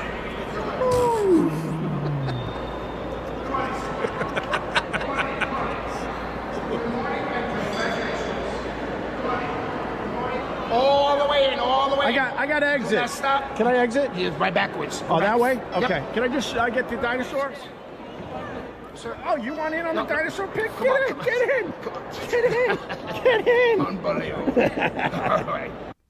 That was it. I mean, the title of this video again was Opie's Dinosaur Dash Epic Museum Money Shot. And he put this out on purpose. Oh, yeah. He's very proud of it. I would rather watch a video of him walking us through the museum, just showing us what's there. Wouldn't it be great? Yeah, because they were going to let him in with his camera. I think he was planning on getting kicked out for filming. The guy's like, come on in. And he's just like, oh, shit, I don't have a ticket. I got to go. He's used to people being like, yo, you can't do that in here. Get the fuck out. In every Opie video we've watched over the last couple weeks, there's one moment where the person he's harassing looks at him with a big smile and says, unbelievable. Yep. Right. And Opie thinks he won that. And it's getting one over on that guy. All right, this video is called Toilet Mishap, My Hilarious Korean Airport Disaster. Oh, no. Now, you hear that and you go, this is going to be a story. You might lose your channel, Carl. Well, I'm willing to risk it for this video. That's how good it is. You got to get a bidet, Bubby. I was in the airport, Incheon in South Korea. Yeah. And I'm like, oh, cool. They got one in there. Let me check it out. So I go in, I do my biz. Yeah, after a 16-hour flight, mind you. And it's got the little button panel, but it's all in Korean. So I'm like, here goes nothing. And I picked one, and it was hot water. Oh, damn. And my reaction was to yell, I'm not ready. In an airport bathroom, and, and 75 other people in there. And then I had to like mash buttons until it turned off. I think it's not gay if it's hot water. What? Opie left in his tag. So the owner of Gebhard tells the story about using a bidet in South Korea. And Opie goes, I think it's not gay if it's hot water. Okay. Because anything in the butt you have to make a joke about being gay. Mm-hmm. Even though the guy was talking about being scalded in the asshole. Right. Opie made it. Opie turned into a gay sex thing because that's what guys like Rob Saul and Opie do. They don't know anything else other than guy stuff. Yeah, and Aaron Imholt too. It's just like, oh, gay. It's just I can't get enough dicks in my butt. That wasn't me. I didn't mute Adam either. All right, guys. Opie just did a live stream yesterday, and he's in a very good mood. He's very excited, and there's a good reason for that. He's back in the Hamptons. He's out of Manhattan. He's no longer 500 feet above the city.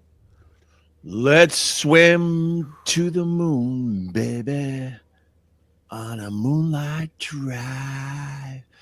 I'm in a doors loop. Oh, my God. Good morning, everybody. Welcome to my live stream. Yeah, we're at the ocean, my happy place.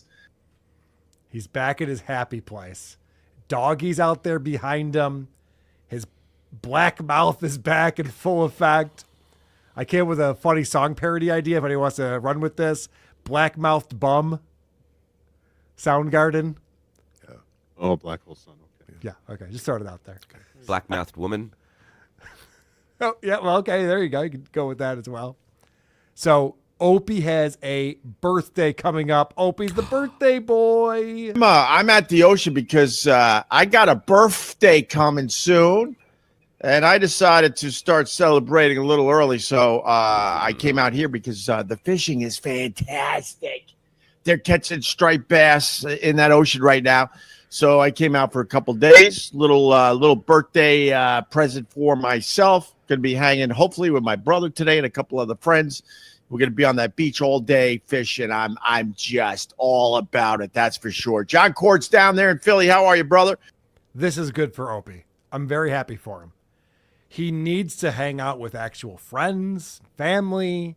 He needs to go out and do activities and hobbies. And you can tell it's a different energy. He's not since he was in Atlanta with his buddy there. Mm-hmm. Have you seen him so lit up and He did positive? say hopefully. He said hopefully.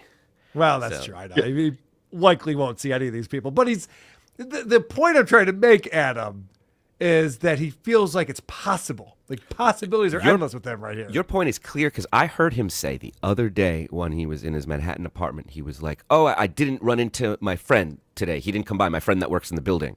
Your friend that works in the building? That sounds like a maintenance man that you bother. Yes. That's nice to you and won't tell you to go away because you're a tenant.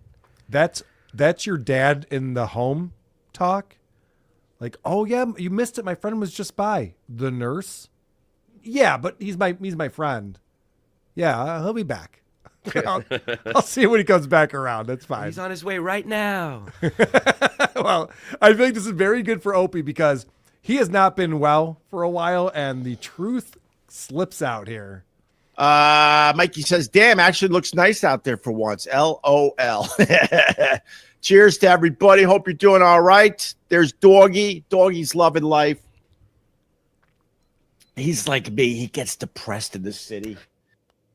Whoops. I don't think Opie wanted that to slip out just now. Opie is depressed in the city. And this is why, and I knew that. I mean, anyone who's watching these shows can tell what's going on with them. But this is why it's so bizarre when someone's like, so Opie, you moving out of that apartment? And he gets all upset.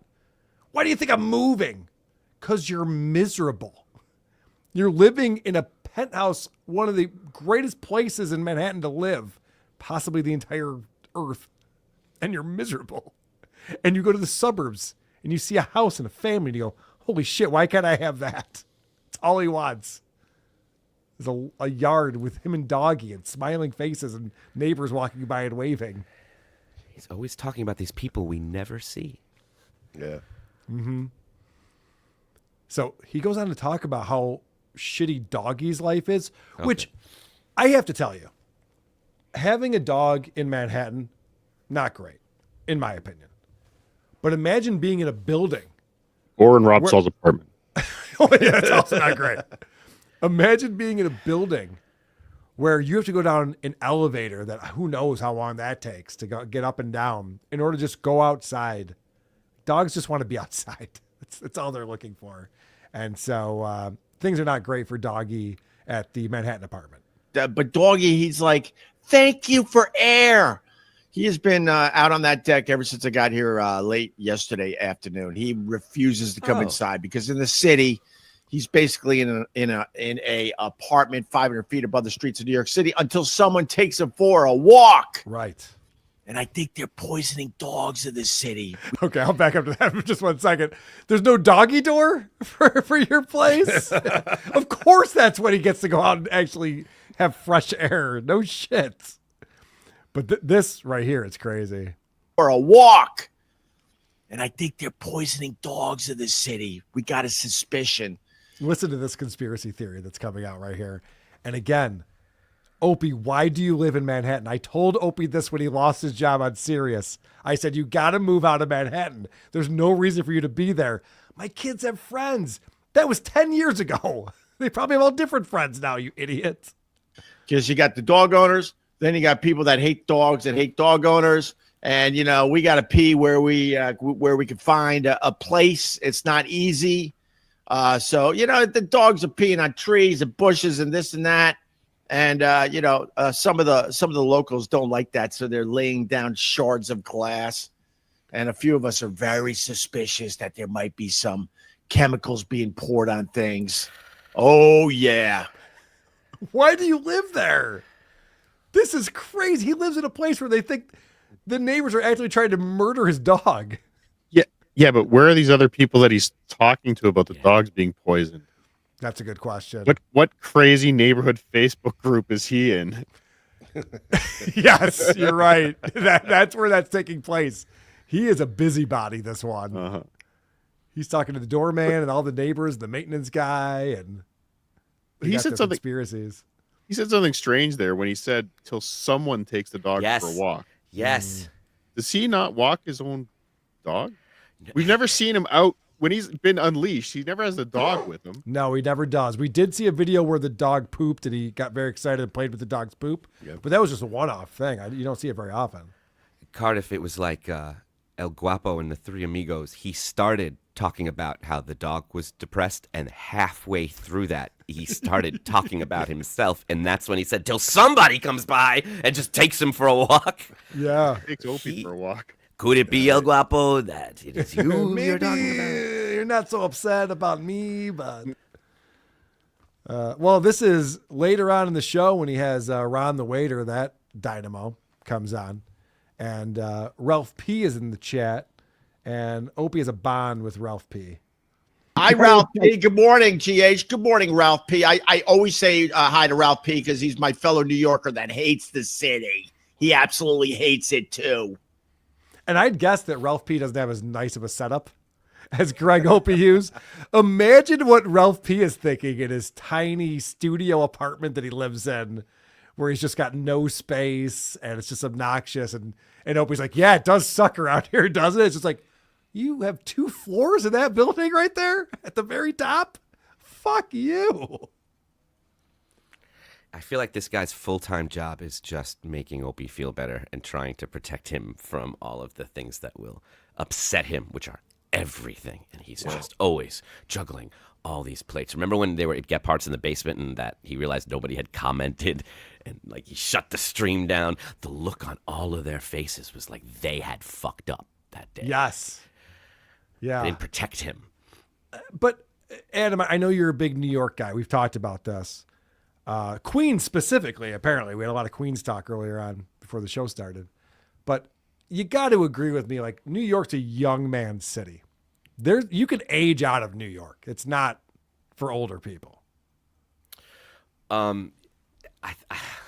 It's like one of the only places that senior citizens cannot be in a home because they can like take an elevator and then walk across the street to the bodega and come back. So they're actually like older people that can only live in New York because it's the only place where you're going to find a walkable, protected, safe thing where you could kind of live alone. But the only thing everybody says consistently about New York City is that it's best if you have money. And it's really hard when you don't. And we know that's the one thing he has, and he still can't make it work. Yeah. I mean, if you don't have money coming in, it's rough, man. It's just draining. And I think that's how Opie's feeling about his situation in New York. So he's back at the beach. He's there without the family. He's very excited. He brings on Ron, the waiter, for some reason.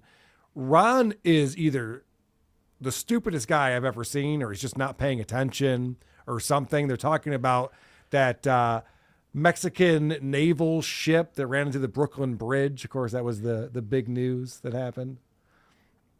I got to be honest. I was hoping you were on that Mexican ship. I was really hoping, Ron. I was really hoping that you were one of those guys that were dancing in the mass way up high.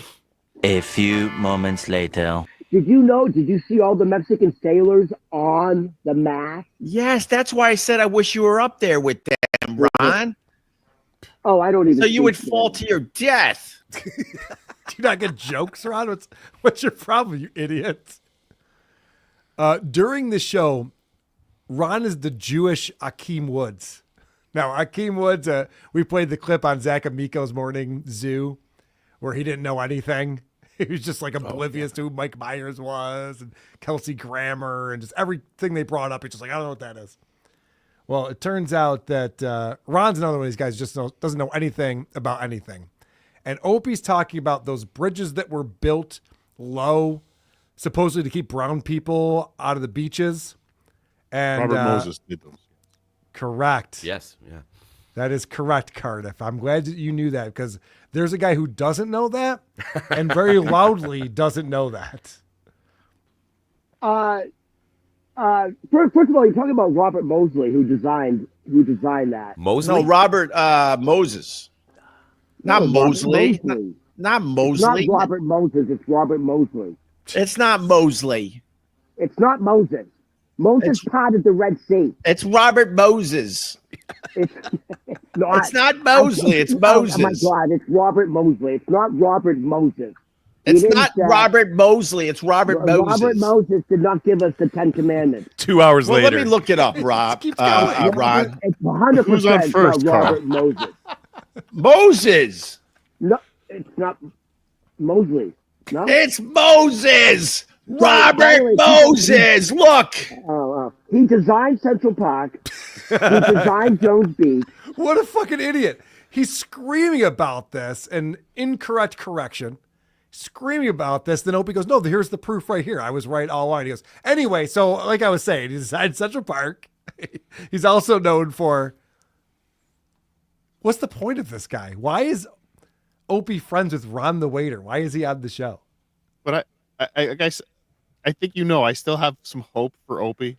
Deep down, there's some hope for Opie. And even when he was doing that, I thought, is he at least trying to do a bit with this guy? Was this a bit? But when he pulled his phone out that he was Googling it, it was not a bit. He was actually having this argument with Ron the waiter. Not a bit at all. Ron can never stop talking. He always has to be talking for some reason. His audio sucks. This gets talked about in the chat throughout this episode. I didn't pull any of those clips, but it's because Ron's just using his phone. He doesn't have a microphone. He doesn't have a setup. He's a poor loser. And Opie gets so bored by Ron talking that Opie has to entertain himself. They pulled out a dock. So, and the current is so strong that the ship kept gaining speed. And then people say, so what about the fucking tugboat there? The tugboat didn't do anything. So Opie's just swaying back and forth, and I'm watching this like sped up to get to the good parts, and I just see like Opie doing this thing. I'm like, oh, that's hilarious. So I put it in real time and I pull the clip, and it's pretty fucking fast. Opie's swaying back and forth. He's so bored with Ron. Ron's talking about this, the Mexican naval ship for quite some time. And Opie's like, all right, man, that's enough of that. But no, Ron has a joke, and he has to get it out. Poor Mexicans fell, a few of them, to their deaths. And then everyone was horrified on the shoreline. It looked like a fucked up pinata, you know what I mean? By the way, I had some friends who were there, and they heard when the ship started to hit the bridge. Right. They heard in the distance, ay, caramba, ay. Jesus ay, caramba. Right, I get it. Do you? Yeah. There's nothing to get. Yeah. Ron claims he's a stand-up comic. And this was his joke about So does Stuttering John. The Mexicans. Yeah. I mean, we're at that level with this. I don't know what Opie's doing with this guy. He's terrible. His audio quality sucks. He lives in a shithole. He brings nothing, and all he does is talk over Opie the whole time.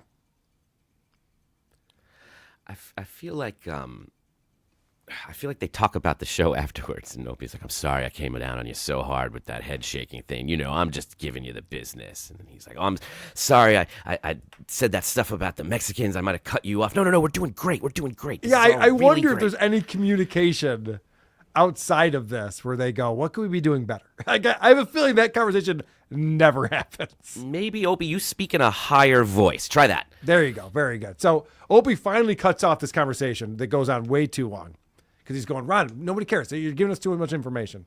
And so Opie tries to reset, and he's like, all right, so what else can we talk about?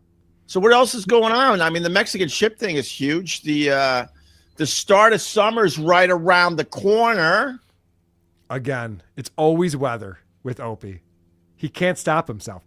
He made fun of morning zoos with Jocktober for all those years and all the reasons what makes morning radio boring. And Opie's go-to is always like, it's nice outside. It's going to be nicer next week. It's raining out. Can you believe this? You guys, winter into summer. Can you believe this? This is him trying to change the subject into something more interesting. So Ron tells Opie that he looks dark. Visually, it's not all that appealing, obviously. He's always backlit. His mouth is black, as we know. So Opie takes the opportunity here to talk about his schedule. However, you are in the shadows. So. Well, I'm in the shadows because I can't light this properly, unfortunately. I gotta figure this out because the morning live stream's been a little willy-nilly. I'm taking a little time off because the kids, it's the last few weeks of school. Lots going on. There's field days and pajama day and egg drop day and pizza day and let's sleep over at the school day. What does any of this have to do with Opie's schedule? And I don't think his wife works. I mean, does she have a job? Is he the one who has to take care of all this stuff? But the kids' school year is ending, so they have all of these activities. Opie can't live stream because of it, because of pizza day? They just had Easter and the wedding. Like, it's back to back to back over there. That's exactly what I was going to say. It's nonstop with this guy. How does he keep up? It's so insane. If he's trying to audition for a job back on radio, they're not going to like all this PTO he's been taking. Ron's going to sign off and go, a little professionalism would really help. Right. So that leads to Opie giving us an update on his live stream because as Ron just pointed out, and we can all see, Opie can never get his lighting right. His face is always dark, and it looks terrible. So, but when I get out here for the summer in another week or two, I got to figure out the lighting because we'll be doing the live stream every morning from that deck, like the old days. So bear with me. The regular live stream is going to be here and there for the next couple weeks. Go ahead, Ron. So you hear that? He's going to figure out his lighting. Wouldn't that be incredible? I bet he won't. Nope. I'm with you. I'm going to guess that it's going to look terrible all summer long, and he won't do anything about it. The question was, you got to fix your lighting. And he explained why he doesn't. He's not going to. He's busy. His kids have lives. There's lots of things. There's lots of houses. And yes, I'm definitely going to do that. Yes, I know. Like, he immediately changed the subject and then came back and goes, but you're right. I probably should do that at some point. Since this is what I do every morning. I hate when you ask somebody why they haven't done something successfully, and they're like, well, I did try at some point. Right. Yes, we're asking why you stopped. Yeah, exactly. All right, so Opie starts talking about how his kids are in private school. And Ron's like, oh, yeah, of course, Aaron. He goes, no, you don't understand. That was my only option. And this is, again, Anthony points this out from time to time. This is, again, where Opie proves that he's a little racist when it comes to brown people that he lives near. I'll be honest with you. You want to hear this? Where I live, and I live in a nice area. You do. My kids would go to a horrendous school where they got armed guards. Yeah. Because there's some housing in the area. There's some housing, and I'm sure there's some nice people in the housing. But my kids would be a extreme minority in this school. Let's just put it that way, an extreme minority. There's not enough white people at this school to send it to a public school. It's interesting how it got to that. Now, you can talk about armed guards, you can talk about rough neighborhoods and stuff, but Opie then goes to, and there aren't a lot of white people. What did Ron say next? Are you talking about? Is that incredible that Opie went right to race with that? And I'm sure there's fine people in this housing. Good save. Maybe a couple of them out of 84 units. Jesus Christ. Doesn't he know he's supposed to say it's the crime? Right. All right, so then Opie gets another rib in on his buddy Ron. He likes to rib him from time to time. I just got a report that there was a great white sighting kind of close to here, Ron. So now I'm going to give you the big invite to come out here and go swimming. I get it. These two are not real friends. He wants Ron to die. Yeah, that's the joke. There's sharks in the water, so come out here and go swimming. But the truth is that Ron would never be invited to the Hamptons. Mm-hmm. Vic Henley asked to go to the Hamptons during the lockdown, the pandemic. And Opie said no. Like, these are not Opie's friends. No. The Gebhard crew, he goes there and tolerates them and does this little live stream, but they're never invited out to the house or to hang around with family or any of this. There was something about the way he said, oh, yeah, you really do live in a nice neighborhood, Opie. That was like, that's not your friend. That's not how friends talk to each other. This is a quad, Stuttering John, Rob, Stuttering John. This is, they're holding on to something that they can't even explain because they think it's going to help their career or something. Yes. Ron, I think, is up in the Bronx or something like that. And he's going, yeah, Upper West Side, you better say your fucking neighborhood's good. Are you kidding me?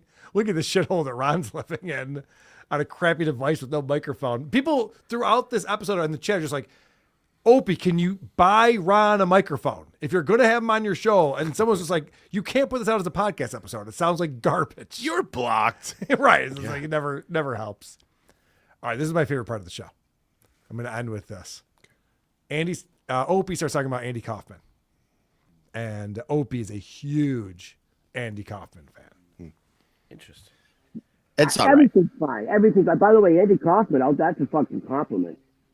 Oh God, he's one of my heroes. I studied Andy Kaufman. I read everything about Andy Kaufman. I've watched every possible video I could find of Andy Kaufman. Andy Kaufman, I know all about Andy Kaufman. I could bore the shit out of this audience with my Andy Kaufman knowledge. So we always talk about how Opie doesn't really have deep knowledge in any subjects, and he's not interested, which is why he's not interesting. And he finally brings up, I know everything there is to know about Andy Kaufman. Well, that's interesting. I want to know more about Opie's knowledge on comedian Andy Kaufman. That's the brilliance of Andy Kaufman. He didn't give a shit about his audience. He had this alter ego. What was it? Rico something? What? Remember he had this alter ego with the guy with the... You can hear me. Yeah. What was this alter ego's name? Remember? Yeah, Rico? I forgot. The dude. I forgot his name, man. Rico something. He had like the glasses, and then yeah. Tony Clifton. Yes. I could bore the piss out of my eyes with all my knowledge on Andy Kaufman. The easiest Who question. is this alter ego? I don't know, man. And he even tried to buy himself time. Yeah. He's like, what? He stretched, yes. He He tried to stretch that one out. And somebody chatted at Bob Zamuda, and he did not acknowledge that because he probably has no idea who that is. Right. You're blocked. But did you notice how many times he said the name Andy Kaufman when he was talking about how much he knew about Andy Kaufman? I know Andy Kaufman. Andy Kaufman was great. He hated his audience. Great. Of course I read Of War and Peace. Yes. That was amazing, though. I was so excited when he had no idea who Tony Clifton was. That worked out perfect. Guys, thank you so much for being here. Thanks for supporting the show. Thanks for watching us live. It's been a marathon session tonight. I want to thank the people who've been super chatting us like $10. Do you guys think Opie's family has told him how obnoxious the way he speaks is? I know how to do radio, or if you want to know the truth, his aggressively hard consonants are maddening. There was a really interesting moment when he was shooting that Banksy, and that woman walked by and gave him the best, like, get out of the fucking sidewalk. Mm-hmm. And all of a sudden, he went from, I'm shooting up. Hey, I know what I'm doing, lady. I'm shooting some content. Like, his voice dropped. Screwing around. Yeah. All real low. He got real straight there. That's his real voice when he's not paying attention and entertaining. That's funny. Edward Cratchy, what happened to Opie's big podcasting deal? What did happen to the big podcasting deal? I wonder if we never hear about that again. He said it wasn't a big deal. Is that a possibility? We never hear about it again? Well, the chat will ask about it. Oh, I certainly hope so. Let's bring Annie on the show. Annie, a review girl. What's up, Annie? Oh, hello. Oh, hello. Hello to you. You ready to play a game with us? I'm ready to win this time. Yes, that's the right attitude. I like Carl it. wins again. 2 minutes with Tom is canceled. Dude, am I on 4 wins in a row? Something Cardiff? like that. 3. Let it go. No, it's definitely 4. Fuck off. Let's go, baby. It's time for everyone's favorite new game show. 2 minutes with Tom. What do you say, ladies and gentlemen? And Adam Busch. Are you ready to find the bomb? Playing 2 minutes with Tom.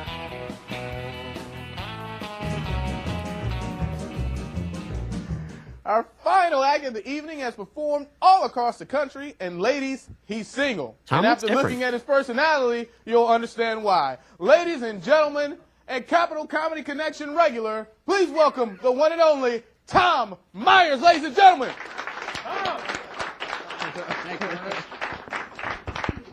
All right, how are we doing, everybody? Good. Yeah. Just got back from Los Angeles, actually. I was out there for a couple days, and it was good to come home. It really is, because out in Los Angeles, you know, people are phony, they're shallow, it's way too many high expectations and broken promises, so, of course, I came back to D.C.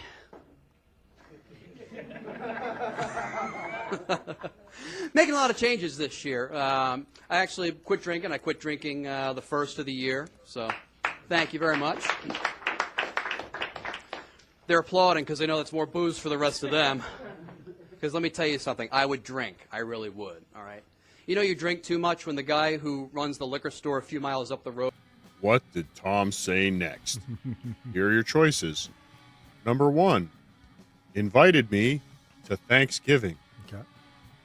B, is on a first-name basis with me and my mom. Next, sends you a Christmas card.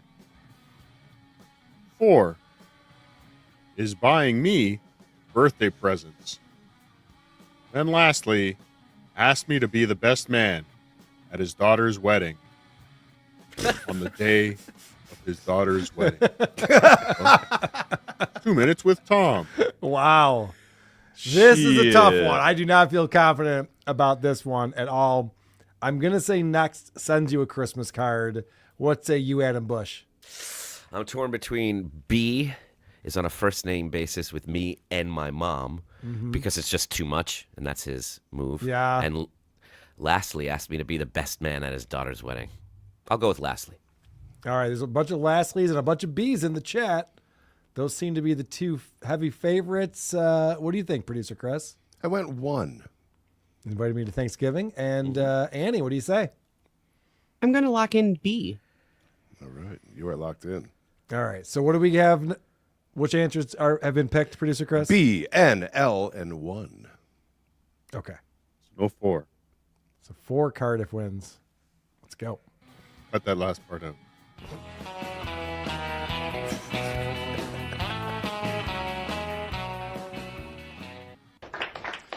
They're applauding because they know that's more booze for the rest of them. Because let me tell you something, I would drink. I really would, all right? You know you drink too much when the guy who runs the liquor store a few miles up the road sends you a Christmas card? Yes! Fuck yeah! Dear Tom, thank you for putting my kids through college. Oh. 5! And I still have student loans. He's How's crying. this working? But, you know, I really had to quit. I did. 'Cause I don't see anyone else happy for me. No one else. Thank you, seems happy. Carl. I'm glad this game is over now. Who gives a fuck? I don't see anyone else. Never make No. another one again. You Stop ruined it. it. Stop it. Don't say that. I'm just on a streak, all right? Everyone gets a hot hand. He's from the time Tom to Whisperer. I know. send you a Christmas card. Mine said, Dear Tom, thank you for putting my kids through college. And I still have student That's loans. like a hack How's this joke working? within a hack joke. Yeah, it really is. That's so bad. I want to know what Tom drank. He's really good at destroying his own jokes. You know the girl drink drunk sketch Yeah, from like- Kids in the Hall? 99 bananas. Yeah, you know it was all fruity shit.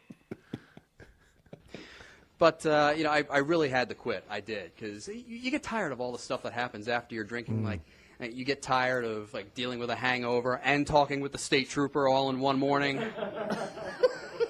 I can do one or the other. It's just, I'm too old. I can't multitask anymore. This episode has been Wow. brought to you by patreon.com/CardiffElectric. Go there now to stand up and fight against doxing.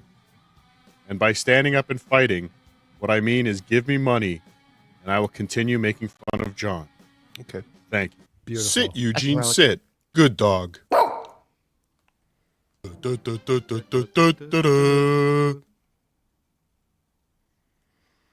Cardiff, a fantastic game as always, my friend. Last well one ever. done. Nope. Whoa. No. Whoa. Guys, 19 choices next week. what have we done today? We've done it all. You know what that means. It's time for everyone's favorite part of the show.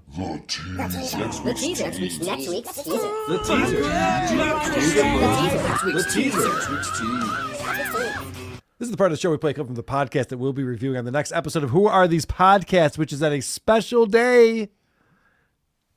The Ice Stones are playing a party on Saturday, so we will be doing Who Are These Podcasts on Sunday. It's Memorial Day weekend. The show will be Sunday at 2 p.m. 3. Make it 3. 3 p.m. on Sunday. We'll be doing the show, and we'll have a very special guest on. Doug from Who's Right will be joining us. Saturday And- audience gets screwed again. And we'll be checking this show out. The Black Fat Femme Podcast is a production of iHeartRadio and Dr. John Paul LLC. Hey everyone, welcome to another episode of the Black Fat Femme Podcast where all the intersections of identity are celebrated. I'm one of your hosts, John, also known as Dr. John. Dr. John Paul. What is this? And am I the only one who seems to not be able to find... Wait, Annie, you're confused? Because if you're confused, then I'm definitely confused. I'm outta here. I don't know what's going on. I can't do the math. This show is called the Black Fat Femme Podcast. It was a suggestion from Doug from Who's Right. Nothing funny here. Nothing to see here. How have we not known of this before? Right? No shit. When Doug finds these things, I'm just like, Jesus. Guys, we have a Discord. There's a channel there that says podcast suggestions. This is what I'm looking for. Please help me out a little bit. This is fantastic. Carl So, loves to cover the gay stuff. I do. It's fun. Someone suggested a Pornhub podcast in the chat, but I could only find one that was very old. I didn't know if they meant a newer one, but that sounds fun. That would be good. Tony Baloney, $2 says, fun show, guys. See you next week. See you next week. Oh, Tony is the show Baloney. going too long for you? Oh, speaking of next week, I will be in Dallas at this time next week. I'm going to be on Normal World with Dave Landau, and then I'll be on Alex Stein, Prime Time with Alex Stein when I'm out there. So we'll have little weird schedule things. We'll figure that out. We'll let you know. TBA. What's going on with all of that. Hollywood Carl. Yep, that's me. And I'm going to Dallas. Hollywood Carl. Wait till I go to Austin. That's gonna be nuts. Annie, do we have any new reviews? In fact, I think I did see a couple new reviews come in. Wrote them. Yeah, I got a couple for us. The first one comes in from Cranberry Electric. It says, Does not smell healthy. I used to listen to the show, but it went downhill after Kevin left. Now I just play it on the speaker whilst riding public transport in order to annoy noisy minorities. Far too many women on the show, and don't even get me started on Wednesday's F. Adam Busch. I miss Missy B. That's fair. That is fair. And there's no women on the show now. So, oh, wait, I'm sorry. Far too many women. I miss Missy B. I think it's a 5-star review. No, that one's a 4-star. Cranberry, that doesn't do anything. 4 stars? You were ready to hit the 5 stars over there, I could tell. Yeah, see, we had that. We don't have a 4. We have a 2. 4. Any more? The other one comes in from Mr. Trey Peacock.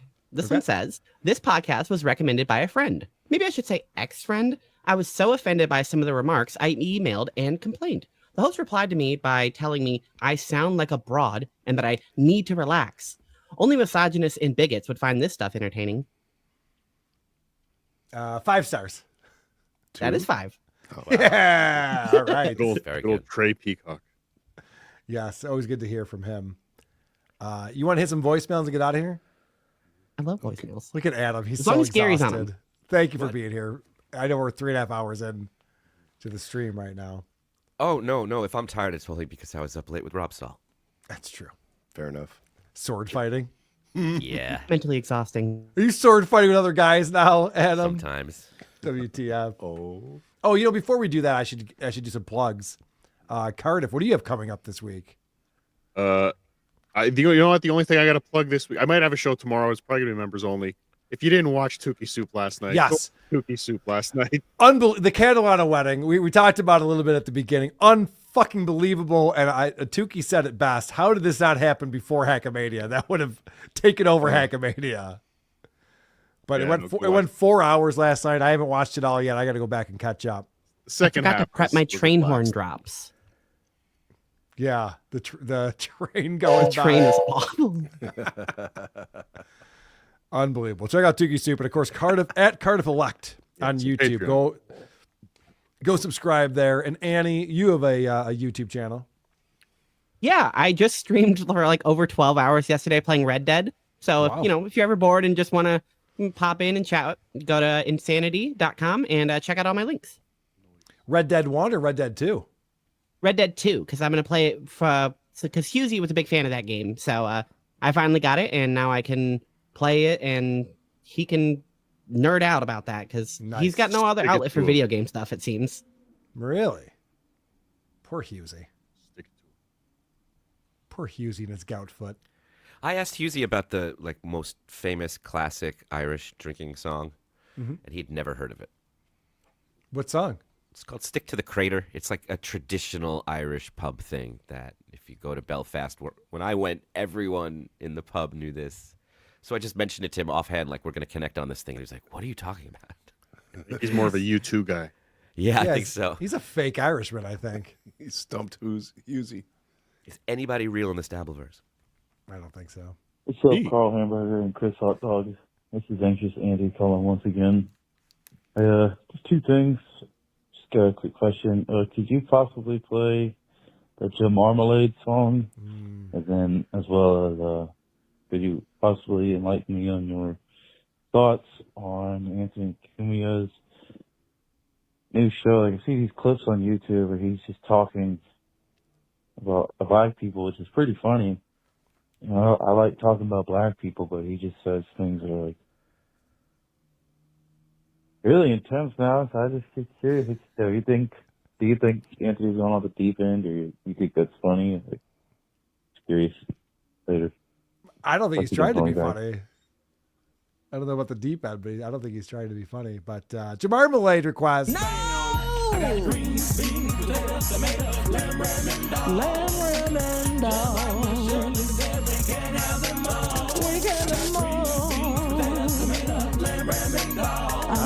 hungry.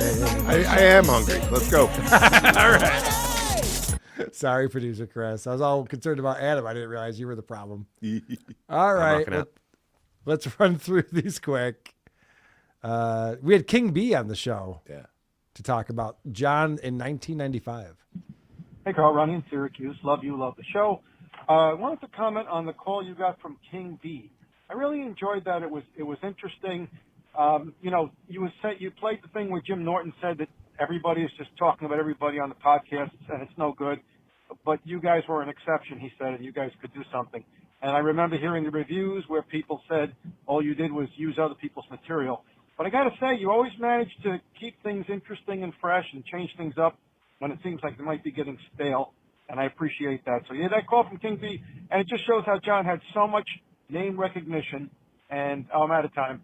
Don't call me back. All right. Thank you, Roddy in Syracuse. Thank you for recognizing. We change things up on this show. Yeah. Sometimes producer Chris, me, and Adam. Sometimes Adam, producer Chris, and me. Boner Guy 69 calling in. Go Bills. Following the weekend episode, I'm just calling in with a very quick theory about Opie. Listening to him as he was years ago, he's, as you guys point out, so very different. I don't think it's necessarily likely, but I refuse to believe it's impossible that he's either had a stroke or is suffering from early onset dementia. You've got the squinty eyes. That's the first bit of evidence. The vocal cadence, as per the old Simpsons drop of, why do you talk that way? I had a stroke. And then, obviously, the retardation, the severe mental retardation. He couldn't do simple maths in his head. He thinks that saying cheese to Japanese tourists is a joke. It's not. He thinks that everyone should get off a bridge for him. Yeah, it's got to be one of those, I reckon. Anyway, it won't stop me from voting for Carl at thecreepoff.com every week, and thanks for another wonderful show. We appreciate that, Boner Guy. So that's an interesting theory that Opie had a stroke, and that's why he acts the way he does. Stroke and night drinking wine at night. And drinking wine all night. Well, here's another theory, and this one's about Boner Guy. Hey, this is WATP. Boner Guy is Stewie Griffin all grown up. Yep, I can't hear him without not seeing Stewie. Thanks, bye. All right, I like that theory. It's very possible. No, I can't unsee it. Yep. Also, I like that now people are saying this is for WATP. It's the WATP voicemail number. Like, you can call in for who are these socials and the creep off and who are these broadcasters, but we assume it's for this show. This is for Rob Saul. All right. Here's some love for our show. I've got nothing in particular to say, Carl, but, just smooches of all the cast WATP. You brighten my mornings and afternoons and all days at work. Wage theft is all the way up, thanks to you guys. Mm-hmm. And, yeah, just good job over there in your little podcast factory. Thank you. With your, gay drink sipping and club foot having. Mwah. All right. Thank you very much. Always appreciate a nice call from time to time. It's called a podcast room. It's not a factory. Yes. We're churning out podcasts like it's a factory over here. Who gives a fuck about a game from 7 years ago? Bye. What's he referring to? A game from 7 years ago. Red Dead, maybe? I don't think he's referring to Red Dead. No, I don't think that's. This is an active caller. Today was 8 years since the Celebrity Pro Football Arm Wrestling Championships. I saw that in Dabblers. That was it. But I don't think that's what he's talking about. No, that's. Thought I wanted to just bring that up because he tweeted about it yesterday. Game from 7 years ago. How do you think he celebrated, Cardiff? What did he do to celebrate that Well, anniversary? he found the picture of his Magnavox TV when the TV guide showed arm wrestling. It's amazing. That's how he celebrated. Adam, this one's for you, buddy. Yo, Adam, just watched you on Husey with Tom Myers. Right off the fucking rip, what does he do? Starts talking about high school, man. What is it with these fucking losers and talking about high school? I can't even remember any of the frickin' teachers I had in high school, let alone what Stiff Minister was doing or how I got to hang out with the jocks because I was a funny freshman and I got pig's blood from the butchers, man, and I was the most professional student ever, man. Fucking A. Another win. Try drinking as much as John. It's good for your memory. Yeah, well, Patrick Michael doesn't drink, and he also is another guy who talks about high school all the time. It seems to be a similarity between a lot of these guys. I have a theory about this. High school is a time when you're trapped in a building with all people your age. So you automatically have friends and you form friendships and there's stuff to do and there's activities. And as soon as that goes away, a lot of people just lose their way and they go, oh, I don't have friends and stuff to do anymore. I need to be forced to do something. Like Patrick Michael's a perfect example of that. Like this is a guy who is just staring at the internet all day, every day. It's like he used to go to class and sit next to Bill. And Sarah's cute, like there was like shit going on. And there's none of that anymore. What's Sarah up to? What is Sarah up to? Is she thinking about me? We hear Rob, he doesn't want to think about the hard stuff. So he has a couple go-to things that's what he will give up when you ask him a question. John has that, my father beat my sister in front of me. That's his excuse for everything. His explanation for all the good and bad in his life is that thing. And I think people have high school stories that they're stuck in and they don't want to look at the real stuff. So everything just goes back to those things that they know will end this question and we can move on. And that's what they do.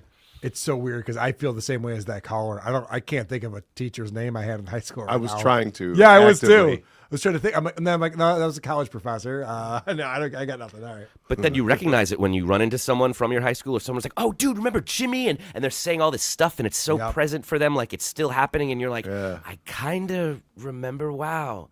You're right. You were polite about it. Yeah, I guess that's what happens when you don't leave here. Here's some change. Which actually, it's funny because we reviewed The Dick Show, episode 76 or something like that, before I knew Dick or any of the people involved in that. Someone suggested we do the Dick Show, and I immediately latched on to Dick because he just went to his 20-year or 15-year reunion or something like that. And he goes, dude, these people come up to me and they're like, what have you been up to? And he's like, how do you answer that question? And I was like, this is actually a really funny conversation that we're having. And a listener went back to the archives, listened to old episodes, and heard that episode. Hey, Carl. So I've been doing some binging of the backlog lately, and I'm curious with this Boston live show coming up. Has Dick ever heard the episode about the Dick Show? Because that was so jarring, because it was before you knew him, so you guys were ripping into him, especially you actually defended him. Although you definitely didn't speak of him as an equal, and you had some jabs. Vinny hated Dick. It's true. It was crazy. It was such a weird time portal because it's the polar opposite now. It was very interesting how things change. Very excited to see the show in Boston. Have a good one, guys. Yes, that is funny. If you go back and listen to that episode, Vinny was my guest on that show, and he came in guns a-blazing, making fun of Dick. And I was like, he sounds like Weird Al when he laughs. Like, this guy has a pretty good take on this. And like, the show's too long. But I think Vinny and I will be on the Dick Show before our live show, because we go on there every now and again, do some scum parade stories, which we'll definitely do live in Boston, June 21st. WTPlive.com is where you want to go to get tickets to come see us live. I hope you guys add a trivia portion to your set there on the Dick Show. A really long trivia portion. Bring up some audience members. You got it. It's all we're going to do. And then when it's not going well, we'll double down. That's what you do. That's the only move. It was going just fine. People were walking out. They were loving I saw them. I was leading them out. I tried to take my 20 chips and leave. I tried. I know, that was funny. And he's just like, no, I'm good with $20. They're like, no, you're not good with $20. Yeah. You got to stay. This is someone talking about Ye's new song. Hey, Carl, did you see Ye was rapping about your uncle? Wow. This has all come a long way since the jungles of Argentina or wherever you were raised. We haven't heard from him in... Call me back. Yeah, Annie, my Uncle Adolf used to call into the show all the time. It's been a very long time. I wonder if he's doing all right. I wonder if he's no one who speaks German could be an evil man. I wonder if he's doing all right. Hey, Carl. Just saw the new episode. Just wanted to say good for you for finding a review girl that doesn't have a dick. Oh, we have lots of review girls that don't have dicks. But yes, Megan came on and made her debut on the show. She was fantastic. You know, that last week's show would probably do a lot better if it had a cool theme song. You know, like, you've already peaked! You've already peaked! Be great, you know? And then you can just listen to the theme song and then fuck off like they want to, clearly. Just go read a book.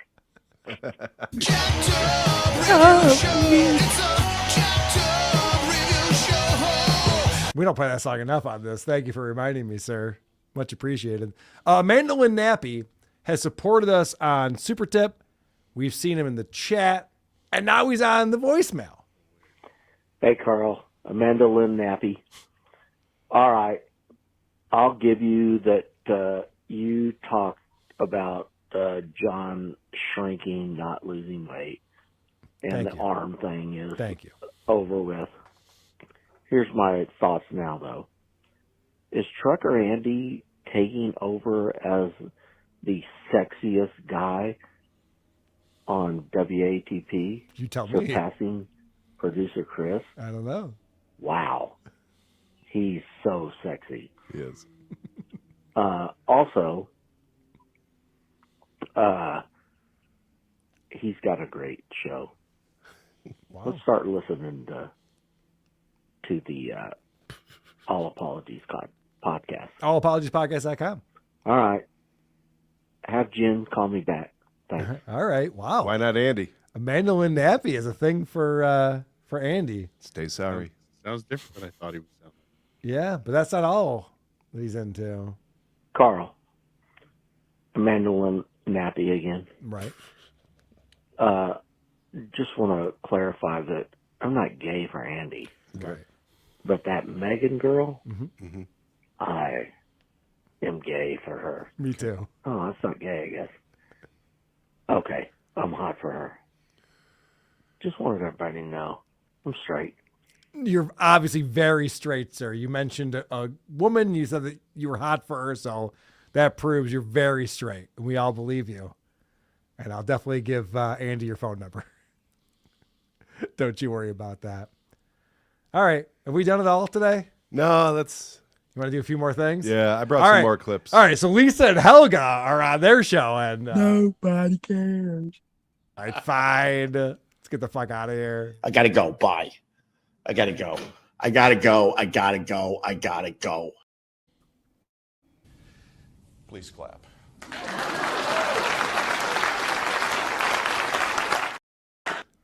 Thank you. Please clap. I force applause breaks. I force them. Some people earn them. I force them.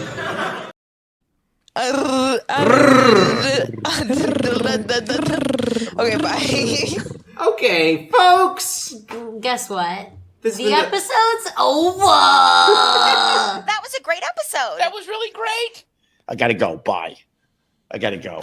I gotta go. I gotta go. I gotta go. I do have to go. By Man, the way. that was a good episode. That was a good episode. I enjoyed that. I really have to go. What about Gary in San Diego? What about Gary? Okay, bye. Yeah, where was Gary in San Diego this week? You got blue balls now, Adam? I can't This get is enough San Diego. dicks in my What are body. they doing? I gotta go. I guess Gary didn't have a take this week. Maybe he's dead. I mean, It's a any bunch of week now. crap.